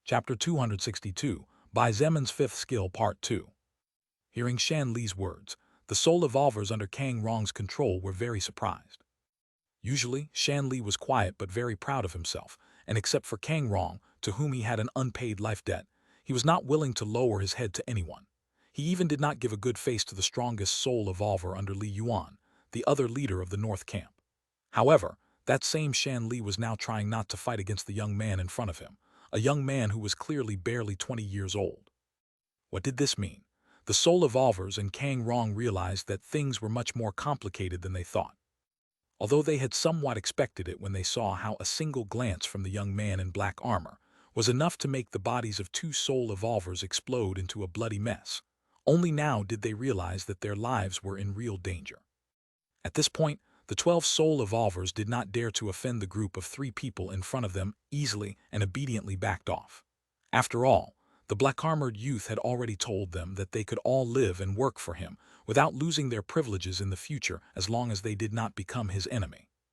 Even a small squad of 10 other soul evolvers who had just arrived at the battle zone did not stupidly jump into combat after seeing the situation inside the courtyard. Kang Rong naturally noticed the change in the attitude of those who were usually willing to do practically anything to please him, and his face sank. However, there was nothing he could do about it at this point, because he was just an ordinary person with no real power. Shang Yuan Bingzu gave Shan Li a sidelong glance, and her eyes flashed with a hint of disdain. This man clearly didn't know Bai Zemin's personality, or otherwise he wouldn't be wasting his breath saying such meaningless words. Indeed. Bai Zemin shook his head and took a step forward as he said indifferently, "As I said before, today you have to die, and since I decided to kill you, then naturally you will die." Shan Li narrowed his eyes and a hint of coldness flashed in his gaze. "Although you are strong, you are too arrogant. That arrogance might be the reason for your downfall today." After saying these words, Shan Li took a step forward, and the murderous intent exuding from his body began to increase. The faces of some of the nearby soul evolvers turned pale, and they quickly stepped back as they looked at him in fear. Murderous intent in light novels might seem like a fantasy, a false lie. However, those who had killed a certain number of living beings actually possessed such an aura. The so-called murderous intent was actually the danger in the form of pressure that an individual could impose on others. However, the murderous intent only worked on those who posed a lesser danger than the one who released such pressure. Bai Zemin's expression remained unchanged. He emulated Shan Li and took a step forward. His dark eyes stretched into a slit as he released all the pressure in his body boosted by his own mana. Bang! The surrounding wind seemed to burst outward like an air bullet, and Shangyuan Bingzu and Nangong Lingxin were forced back with slightly pale faces. The soul evolvers and Shan Li looked at the seemingly invisible but faintly scarlet glowing aura surrounding the black-armored youth, and their expressions turned quite ugly. Especially Shan Li's expression. It was as if he had accidentally eaten a live fly. "To you, maybe I'm being arrogant." Bai Zemin spoke as he took another step forward. His voice was chilling to the point where comparing him to a demon from the legendary hell would not be an exaggeration. "However, there is a woman who knows me better than anyone else since this world went to shit who always thinks that I underestimate myself too much." Shan Li began to feel the pressure on his body increase for every step Bai Zemin took forward. Instead of wondering what he meant by what he said, what Shan Li was wondering in alarm was how many living beings this young man had killed. In fact, the number of living beings that Shan Li and Bai Zemin was similar. At least that was until Bai Zemin made over 100,000 mutated spiders explode into a blood mist in the forest before fighting the second-order archaic bear. As for Shangyuan Bingzu, she knew by instinct that the person Bai Zemin was talking about was Lily. After all, everyone knew that the two of them were incredibly close. Perhaps the reason I underestimate myself is because I'm comparing myself to other unknown existences. Bai Zemin continued walking and only stopped when he came face to face with Shan Li. Their heights were quite similar, so their eyes were practically aligned. "However, if I compare myself to you, then you are like a naive and innocent child who stupidly thinks he can defeat an experienced adult. Completely nonsense." Shan Li narrowed his eyes and said coldly, "If you hadn't approached me, if you had prevented me from approaching you, then maybe you could have a 50% probability of victory. However, now that you are in front of me, you can only die." After saying this, Shan Li's eyes opened abruptly, and a pale gray rune that was deeply engraved in his soul flashed as he activated his skill. Bang! Rumble! The ground sank heavily downwards, and the concrete seemed to take a huge hit as it exploded into hundreds of small fragments that were soon turned into dust. Bai Zemin's body also sank heavily downward, and the weight of his equipment suddenly seemed to abruptly increase several levels. In fact, his back began to curve slightly due to the weight of the greatsword behind him, and he seemed to be making a great effort to stand on his feet. "Oh," Shan Li raised an eyebrow in surprise. His lips curved slightly and his arrogant voice echoed throughout. "I'm surprised that you can still stand even after being affected by my gravity manipulation skill. Well, although I bet at this point you can't even speak let alone move ha-ha-ha." Shangyuan Bingzu's expression darkened slightly as she observed from afar. Even from a distance of over 20 meters, she could feel the dreadful pressure in that part of the atmosphere. She knew that even she might be forced to kneel down as her strength stat was not particularly high at the moment. Nangong Lingxin was also anxious. Although she had already told Bai Zemin about Shan Li's skill, even though she had confidence in the strength of the young man she had known for only a couple of days, the situation didn't seem to look good for him. "Shan Li, kill him," Kang Rong ordered viciously and hatefully from a distance. "Kill him and capture those two bitches alive. I'll make sure they spit out everything they know before I make them regret being born." Seeing that the black-armored youth did not respond to his words and hearing Kang Rong's voice filled with urgency behind him, Shan Li silently pulled out a sharp dagger from his belt. "We could have made a great team together, but as I said, your arrogance will one day be the reason for your downfall." Shan Li raised his dagger, crafted from the bones of a first-order beast, and as he looked at Bai Zemin, he lamented, "Unfortunately for you, that day came sooner than expected." Then he simply slashed downward, with the intention of piercing the young man's brain in front of him. The stab seemed to be just a normal stab, however. The speed at which Shan Li's hand moved was similar to lightning. Swoosh! Just when most believed that the battle was over before it even began, Bai Zemin raised his left hand and caught Shan Li's wrist in mid-swing. The tip of the dagger flashed in the reflection of the moonlight, releasing a horrifying glow just inches from his head. What? Shan Li was shocked and shouted out loud. You can still move. Impossible. Impossible. The cold voice with a tinge of ridicule echoed throughout the courtyard. Bai Zemin slowly raised his face, and his eyes, which were so far being covered by part of his hair, met Shan Li's. Not only can I move, I can also do this. Before Shan Li could react, Bai Zemin swung his right fist at lightning speed, taking advantage of the enemy's shock, and punched him fiercely under the chin. Bang! Shan Li's body was sent flying into the sky, flying a dozen meters high in a second. Lord Shan. Shan Li. The Soul Evolvers and Kang Rong were startled when they witnessed this. That previous strike had resounded everywhere, and even if Shan Li was still alive, he would definitely not be intact, which would diminish his combat ability greatly. Shangyuan Bing Zhu's expression returned to normal, as if nothing had happened, and she nodded to herself. Nangong Lingxin unconsciously let out a sigh of relief and patted her generous breast slightly. She had been on the verge of cardiac arrest before. Bai Zemin, now relieved of the immense pressure he felt earlier, looked up to the sky and activated blood manipulation. Swoosh, swoosh, swoosh. The blood of the Soul Evolvers killed earlier suddenly glowed with a faint, bright scarlet radiance. Like self-conscious snakes, the blood split into several parts and flew into the sky at full speed, hardening more and more and reaching Shan Li in just an instant. In pain, Shan Li opened his eyes as wide as he could, only to feel a dozen of blood chains wrapping around his body and limbs as they held him afloat in midair. His mind went blank for a moment due to the previous punch, and he felt as if his brain had been smashed by a huge hammer. Shan Li didn't know how such a thing was happening. With his gravity manipulation skill increasing gravity inside a certain range by a total of 28 times, the black-armored youth should not be able to move. He shouldn't be able to move unless... Shan Li looked down and his gaze met the black-armored youth's as he said, "Bastard, your strength stat is over 300 points." Bai Zemin moved his shoulders back slightly and made his bones creak. In fact, Bai Zemin's strength was considerably close to 400 points. It was precisely for this reason that he managed to resist the pressure of the skill gravity manipulation, which caused the weight on him to increase by a total of 28 times, and which as a consequence required 280 strength points to fight against such an abrupt increase. The reason why Shan Li had not died after being hit in the head by Bai Zemin's fist was because, although the latter's strength stat had not dropped, 280 of his 359 were being used to withstand the gravitational increase. In fact, had it not been for the physical attack power of his Skullbreaker glove, Shan Li would not have been sent flying so high. After all, Bai Zemin's fist contained less than 100 strength points. But all this was something no one needed to know. Bai Zemin, naturally, would not say such things in front of so many people as they were vital secrets for his own survival. "Why not kill him yet?" Nangong Lingxin asked in a whisper. Shangyuan Bingzhu also furrowed her eyebrows slightly, and confusion flashed in her eyes as she shook her head slightly. Bai Zemin was just looking at Shan Li as if he was waiting for something instead of finishing it. This left her confused, so she could only wait and see. In any case, the winner was already clear for anyone to see. Thanks a lot to all those who used their golden tickets to vote for BW.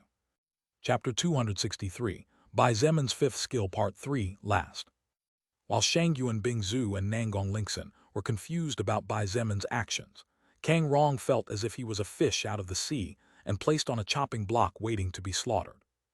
With the clear defeat of Shan Li, his most trusted and powerful fighter, this man who had been in power for so long without remembering what it meant to fear for his life, finally realized that he was not an all-powerful god capable of deciding on his fate.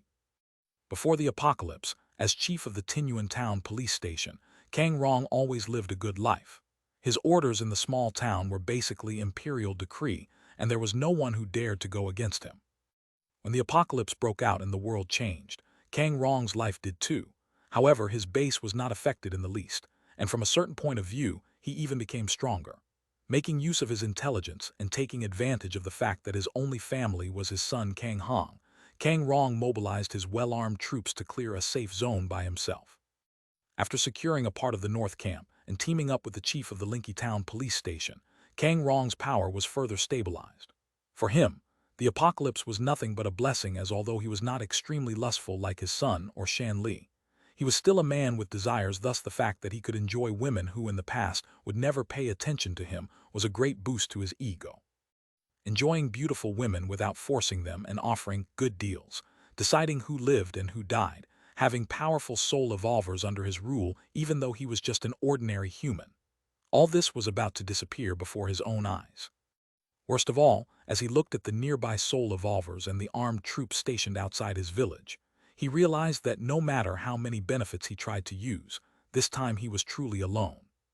The soul evolvers and police officers who had been treated well by Kang Rong in the past lowered their heads in embarrassment when they met his anxious gaze. Although they were embarrassed, none of them dared to step forward. The benefits were good, sure, but one needed to live to enjoy such benefits, and unfortunately or not, no one could defeat the team of 3 young people in front of them. Even the strongest Shan Li had been easily defeated. Seconds passed, and soon those seconds turned into minutes. But Bai Zemin still had not killed Shan Li. He hadn't attacked him again either. He simply kept him firmly locked with several blood chains floating a dozen meters in the sky.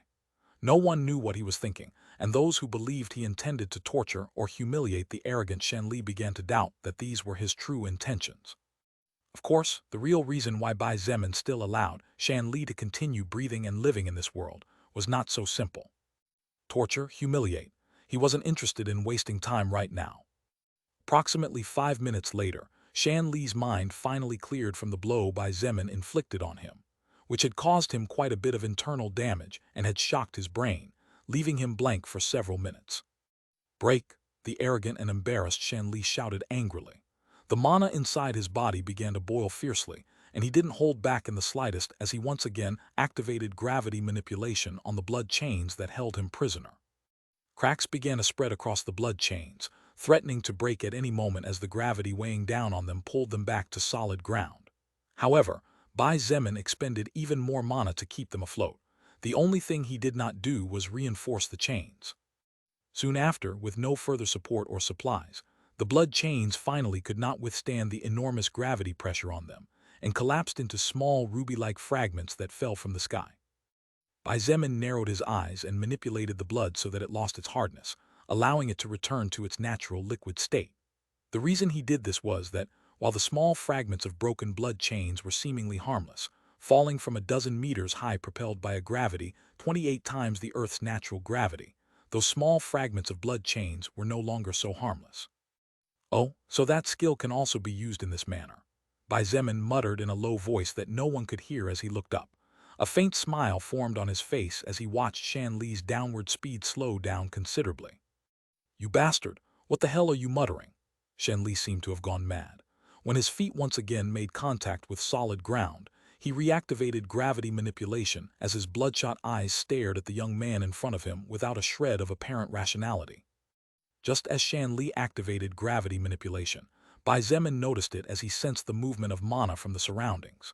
Therefore, while thinking that he was really getting used to this new source of power called mana, Bai Zemin activated blood manipulation. Swoosh! Swoosh! The surrounding blood flowed and gathered in front of him. The liquid hardened faster than the human eye could grasp, and a sturdy blood wall formed in front of Bai Zemin. Bang! Rumble!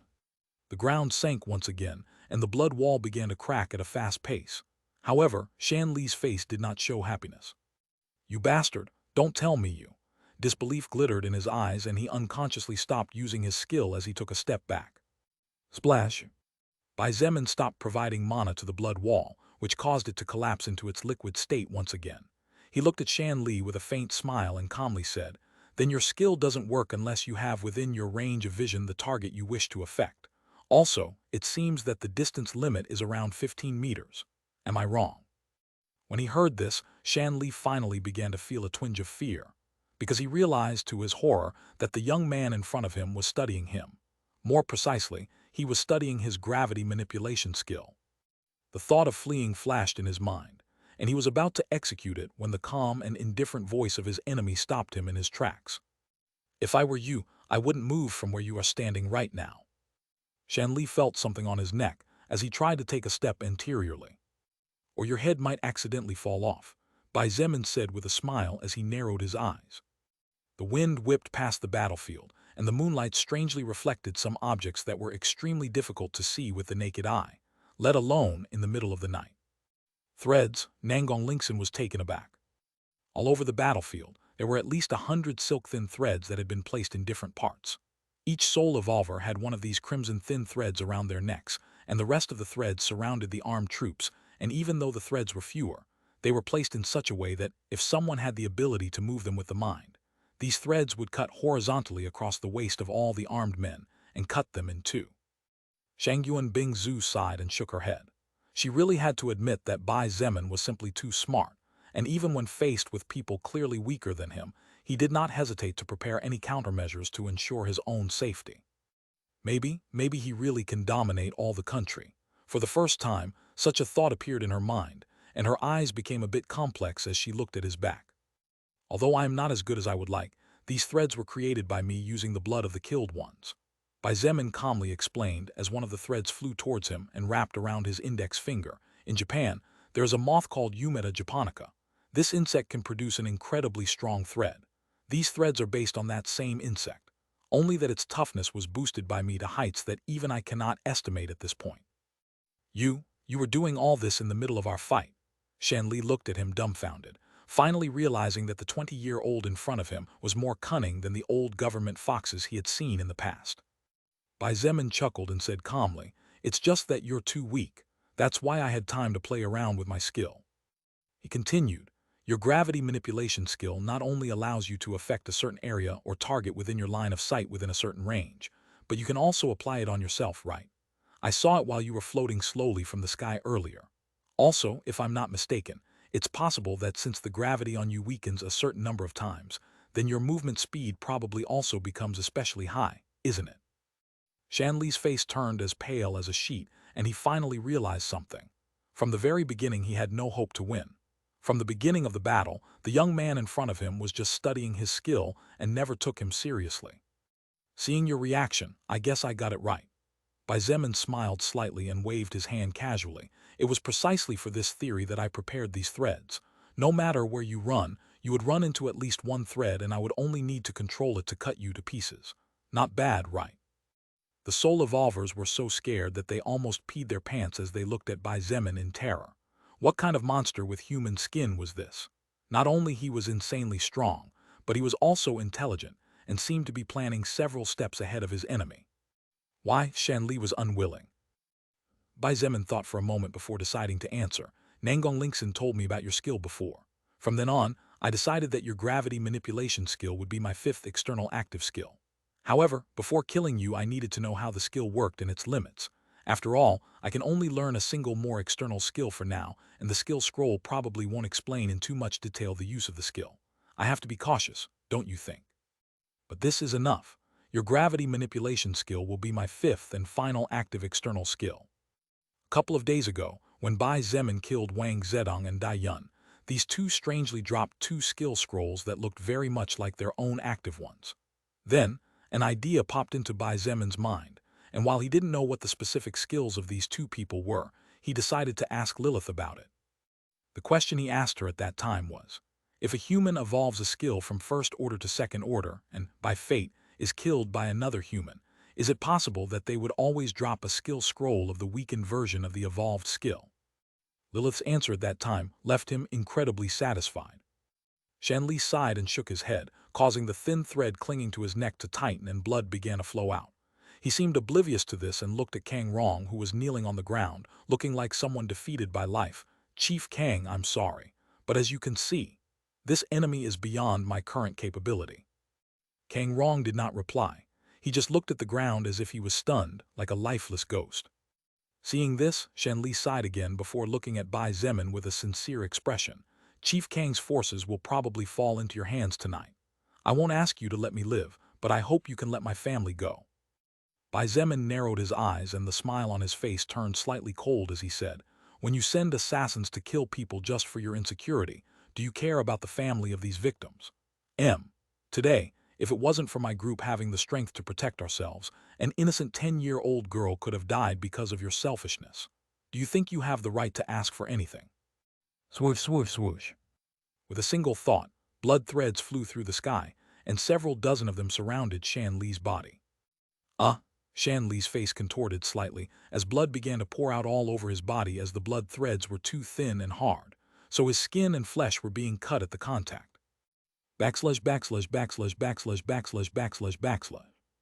Thanks a lot to all those who used their golden tickets to vote for BW. Chapter 264, Gravity Manipulation. After the skill blood manipulation evolved into second order, the formerly deep red rune became slightly lighter and gained some mysterious engravings. This rune, like all learned skills regardless of whether it was passive or active, represented what a skill could do, and the information on how to use that skill was imprinted in the user's soul, allowing an existence to make use of that skill as if they had been training for a lifetime. The power of blood manipulation grew to twice the previous, and Bai Zemin also acquired a lot of information, which caused the number and variations of attacks he could make using the skill to increase explosively. After acquiring a lot of knowledge, his control over the blood manipulation skill was significantly higher than in the past. Therefore, it was relatively simple for Bai Zemin to establish a safe perimeter. Swoosh swoosh. As the blood threads surrounding Shan Li tightened, blood wounds opened up on every inch of his skin, and the clothes covering him began to slowly shred into pieces. Og. Shan Li tried to endure the pain, but after a couple of seconds, the pain of being cut into hundreds of pieces while he was still conscious was too much for anyone to bear silently. Bai Zemin showed no mercy. Surely you have committed many atrocities after gaining power, so I shall give you a death full of pain and regret, he declared as he held the thread around Shan Li's neck taut enough to hurt him, but not enough to decapitate him. Kill me if you dare. Shan Li could no longer resist such torture, and all he desired was death. His skin was cut, his flesh ripped apart, and his muscles torn into thin pieces. The tendons in his body broke as the blood threads dug into his body, and blood began to stain the courtyard floor. You will die, you will definitely die. Bai Zemin nodded and focused his full attention, taking great care as he made the blood threads advance at millimeter speed. However, you have to suffer first. You are not worthy of a quick death. AAGH, who are you to judge? Damn, it hurts. Do you think you are God? Amidst cries filled with heartrending wailing, Shan Li looked at Bai Zemin with bloodshot eyes. At this point, he could no longer be considered a human, as his body was completely dyed red. Flesh and blood were falling to the floor nonstop, and his limbs were about to fall to the spot on the grass, along with his waist practically cut into pieces.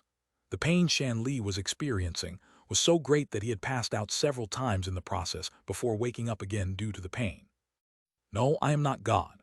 Bai Zemin shook his head and said calmly, but I am stronger than you, just as you decided who lived and who died before. Now that someone stronger than you appeared, then naturally you should be prepared for that someone, namely me, to decide on your fate. Shan Li could not reply. He could only scream until his voice became hoarse and until his vocal strings practically broke. Shan Li's cries, filled with anguish, sounded like the wails of a ghost in gloom. The silence of the night was broken, and all those who lived in the vicinity of Kang Rong's villa despaired in their own villas without daring to go out. Too cruel. Nangong Lingxin could no longer look at Shan Li's miserable appearance anymore. She was a normal woman, after all. She didn't have a skill that made her practically immune to emotions like pity and sympathy towards others, just in the same way as Bai Zemin. Unfortunately, although she could decide what to see and what not to see, the piercing screams of the man being cut to pieces was not something she could stop. Even after covering her ears, she could not stop the pain-filled voice from reaching her. Shangyuan Bingzhu tolerated it for a few seconds. However, it soon became intolerable even for her. Unable to bear to see anymore, she also turned her face away, and as she listened to the thunderous screams, her blue eyes flashed with a complicated light. After a few more seconds, Shan Li's 4 limbs had fallen off his body and fell helplessly to the floor. His torso was practically torn apart, and his internal organs fell to the earth one after another. The current him could no longer be considered a human anymore. Even if Bai Zemin left him like this, he would definitely die soon, and the only reason he was still breathing was because he was a rather powerful soul evolver. No more screaming, Bai Zemin muttered as he looked at the man in front of him with cold eyes. He had his own reasons for being this cruel to Shan Li. When they entered the courtyard, Bai Zemin noticed how Shan Li looked at Shangyuan Bingzhu and Nangong Lingxin with greed and naked desire. Such a man who looked at women as if they were objects definitely wasn't a good bird, and Bai Zemin had no doubt that he had abused the survivors of the base to satisfy his own vanity and lust.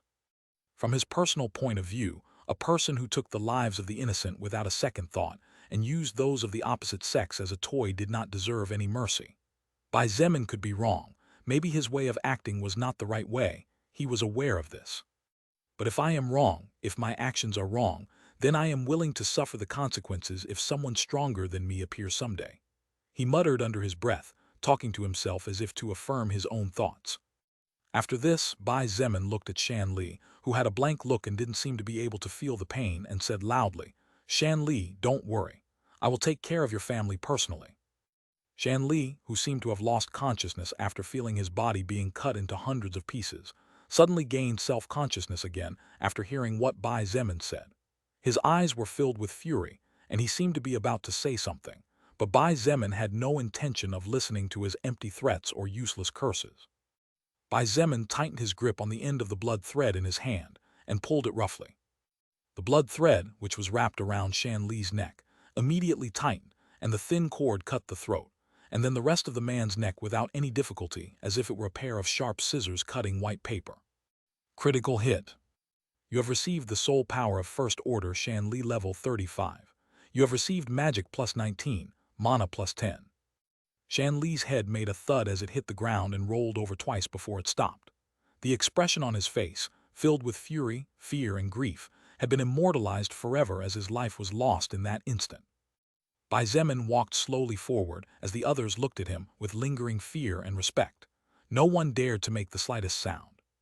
After reaching Shan Li's practically torn corpse, Bai Zemin seemed oblivious to the mess of blood and flesh as he crouched down. "I see. Then that's the why I felt this part was harder to get through." Bai Zemin lighted up as he looked at the leather armor covering the torso of the corpse before him. This leather armor was made from the leather of a first-order beast, but its durability had fallen to critical levels after being tortured by Bai Zemin's blood threads. After all, Bai Zemin's blood creations were 20% more powerful than his other attacks thanks to his unique job Blood Berserker. Ignoring the armor that was definitely not worth the effort of repairing, he picked up some pieces of equipment belonging to the Soul Record System and temporarily stored them in his waist pouch for inspection later. Only one item remained in his hands, a scroll. Gravity Manipulation, First Order Active Skill Level 5.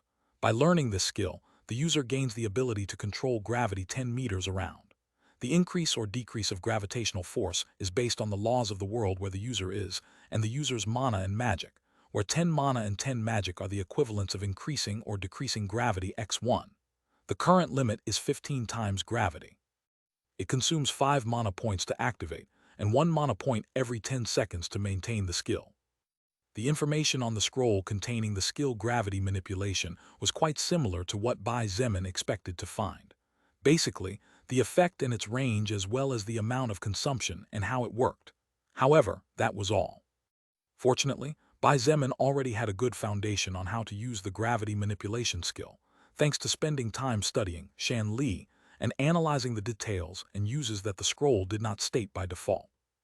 Furthermore, another thing that left Bai Zemin incredibly satisfied was the fact that the gravity manipulation skill was not exclusively tied to planet Earth. If this was the case, then he might have to give up learning this active skill since while it was powerful, with such a limitation its future would not be good. Bai Zemin tightened his grip on the earth-colored scroll in his right hand, and it burst into particles of brown light that were soon absorbed into his body. You have learned the external active skill, First Order Gravity Manipulation Level 5. You have learned 5 external active skills. You cannot learn any more external active skills before reaching Second Order. Second Order, huh? He muttered in a sigh as he slowly stood up. He was currently level 45, and ever since he defeated the Second Order Archaic Bear his level did not go up. While his soul power was purer and bigger since he had defeated and killed many enemies, the amount of soul power gained was not enough to push him to the next level. Still, while he had spent 1 week locked up in his workshop forging equipment and his level had not increased, Bai Zemin's strength had increased a lot. In fact, even he didn't know how strong he was now. I didn't even have to unsheathe the blazing scale greatsword. Bai Zemin reached back and stroked the handle of his weapon, which still rested sealed inside its scabbard.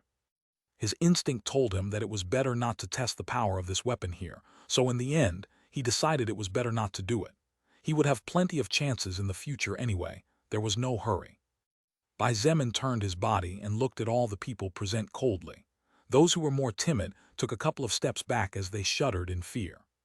But such a reaction was natural considering everything they had just witnessed, and Bai Zemin did not mind. He waved his hand casually and activated blood manipulation once again. Swoosh, swoosh, swoosh. The blood on the battlefield trembled, and under his command moved in his direction, swiftly gathering under his feet. In the next instant, the blood rose into the sky, taking the shape of a small stage over 10 meters high. Bai Zemin again waved his hand in the wind, and from the blood stage, several blood chains flew towards the floor at full speed. Before anyone could react, the blood chains surrounded Kang Rong's body and lifted him into the air, leaving him suspended in midair a short distance away from Bai Zemin. Backslash, backslash, backslash, backslash, backslash, backslash, backslash. Thanks a lot to all those who used their golden tickets to vote for BW. Chapter 265, Taking Control. After being carelessly lifted into the sky as if he were a piece of garbage, Kang Rong wanted to explode in a fit of rage. However, that fit of rage never came, as when he realized that he was 10 meters above the ground, the fear in his heart grew to levels never seen before. The formerly all-powerful Kang Rong, who held in his hands the power to decide who lived or who died, who controlled over 200 armed men, and with several dozen soul evolvers listening to him, now used his 2 fat hands to cling for his life onto the blood chains. For the current Kang Rong, these blood chains that were supposed to imprison him were his life insurance. After all, if he fell from a height of 10 meters, it would definitely be no different than saying goodbye to his little life. Kang Rong's armed troops who were not yet present also arrived at the scene to witness such an act. Those who were confused to see the large gathering of people dressed as police officers asked what was going on, and when they finally learned of the situation, all of them were speechless.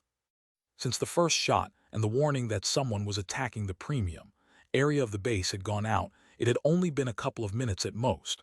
These gunmen could not believe that the defense could not even hold out for 20 minutes before collapsing. However, seeing that most of the gunmen did not dare to charge, and even the usually proud and arrogant soul evolvers now looked like obedient little lambs, no one dared to cause a stir. All they could do was look at the 20-year-old young man standing on the blood-red stage, looking down as if he was the king of heaven. Bai Zemin looked at the hundreds of people outside the villa yard and spoke coldly. "My name is Bai Zemin. As you can see, the person next to me is your former leader, Kang Rong. I'm currently the leader of a survivor base with over 2,000 members south of this camp.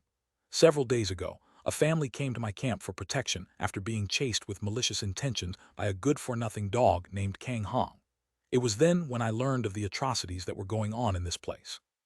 He paused for a moment as several people could not help but begin to murmur. The surprise in the voice of these armed men and soul evolvers could be imagined when they learned that he, a young man who had not yet finished his studies, was currently the leader of such a big camp. You should know that the North Camp currently had around 3,000 survivors, but these 3,000 survivors were not ruled by a single power, since at the base there was not only Kang Rong, there was also a Li Yuan with by no means inferior power. This was completely different from Bai Zemin, who had just declared that he ruled over 2,000 lives. Of course, although many had their doubts whether what he said was true or not, no one dared to voice it out loud, and temporarily they could only remain with doubt in their hearts. From this moment onwards, I will be taking over the forces previously controlled by Kang Rong. Nonsense, what thing are you?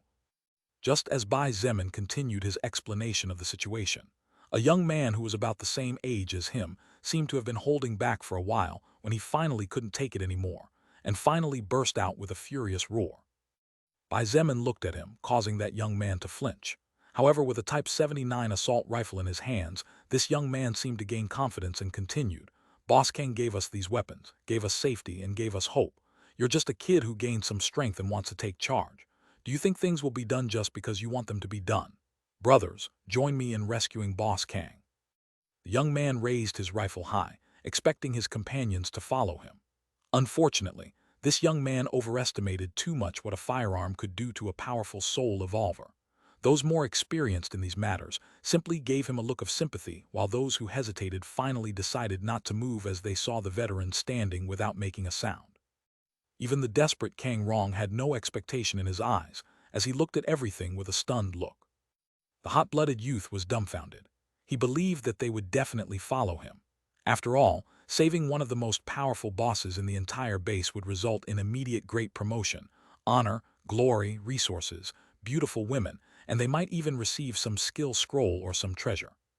But what this young man didn't know was that he first needed his life to be able to enjoy these benefits. Swoosh! Bai Zemin pointed, and a kind of extremely long spear-shaped tentacle shot out from the middle of the blood stage. Before this young man could say anything else, the blood tentacle pierced his brain, pierced through his head, and pierced past the paved street, causing a small bang before retracting once more and returning to the blood stage as if nothing had happened. Thud! The lifeless body fell to the ground, making a thud and raising some dust in the process. Blood and skull fragments stained the ground as the young man's eyes remained wide open, staring up at the night sky, but lifeless to appreciate its beauty. All those who were closest moved away from the corpse in haste, and those who were more fearful even fainted on the spot. At that moment, Bai Zemin's indifferent and cold voice sounded again. "If any of you do not want to follow me, then leave your firearm on the ground and retreat. Of course, those of you who decide to leave will lose all your privileges and will have to live the way I want you to live or do other kinds of menial jobs to make a living." This time no one said anything, nor did anyone express an opinion about leaving after some hesitation. Even the men who previously worked alongside Kang Rong before the apocalypse were not willing to lose their privileges and the good life they currently had. For these people, as long as there were benefits, it did not matter to them whether they had to obey a young man or an old man. Bai Zemin nodded in satisfaction and continued speaking calmly. "Those of you, officers with firearms, who are leaders of your respective teams or squads, step forward." A few seconds later, 15 people stepped forward and stood before Bai Zemin. These 15 had about 10 armed men under their command. "Very well. I want 10 teams to return to the walls and take charge of securing the perimeter to prevent a zombie or wild beast from sneaking in. On the other hand, the other 5 teams should patrol the streets of the base and make sure there are no troublemakers. If you find any, simply execute them on the spot." After the 5 teams in charge of maintaining order finish this task, they can rest for 4 hours. Then they must go to the walls and switch with 5 different teams. As for the other team of 5, you can take over 4 hours later with one of the teams on standby. Bai Zemin didn't know if there was chaos in the base at the moment. After all, there had been several gunshots and even an explosion during tonight's raid. While the privileged area was quite far away from the rest of the base, he couldn't be sure that sounds wouldn't reach far away due to how quiet the night was. All those soul evolvers who previously protected this village should also support the armed troops to secure the perimeter. You need not worry about my safety, nor do you need to worry about Li Yuan, as I will personally take care of this matter tomorrow itself. However, before you leave, I want you to remove these corpses from here." Bai Zemin finished indifferently. The reason he specifically chose soul evolvers was because these people, in order to evolve, had to have killed at least one zombie in melee unless they had real proficiency with firearms control. Therefore, they were less likely to be frightened by the corpse of the dead. The 200 or so men saluted, and after giving Kang Rong one last look, they departed. Some of them got into different types of transport vehicles, mainly trucks capable of carrying a dozen men at a time, and left in different directions. Seeing everyone leaving, Bai Zemin sighed and waved his hand. The blood stage began to slowly shrink until it finally reached the ground and became a red carpet. He stepped out of the blood carpet, and soon after the latter turned back into pure, liquid blood that began to be absorbed into the surrounding grass and ground. "Good job." Nangong Lingxin and Shangyuan Bingzu approached in his direction. Bai Zemin watched as a group of people moved the bodies into large bags or used mats to wrap them up and shook his head as he said quietly, "There is still a lot of work to be done. Because it's so late, I can only do so much for today." "Indeed," Shangyuan Bingzu nodded. Things were not as simple as saying, "Now I am the boss, then go and work as I order you." It was necessary to go around the base, talk to the different team leaders to better understand the situation, check the current armament and amount of ammunition, check the number of supplies to make calculations, and know approximately how long it would last based on the consumption needed, make account of how many survivors were in the base and how many of them were workers, know what things needed to be improved, and so on. The amount of work was too much to list in full. However, Bai Zemin had no trusted people here except the team he arrived with. Besides, it was already late at night, so it was not convenient to move around either.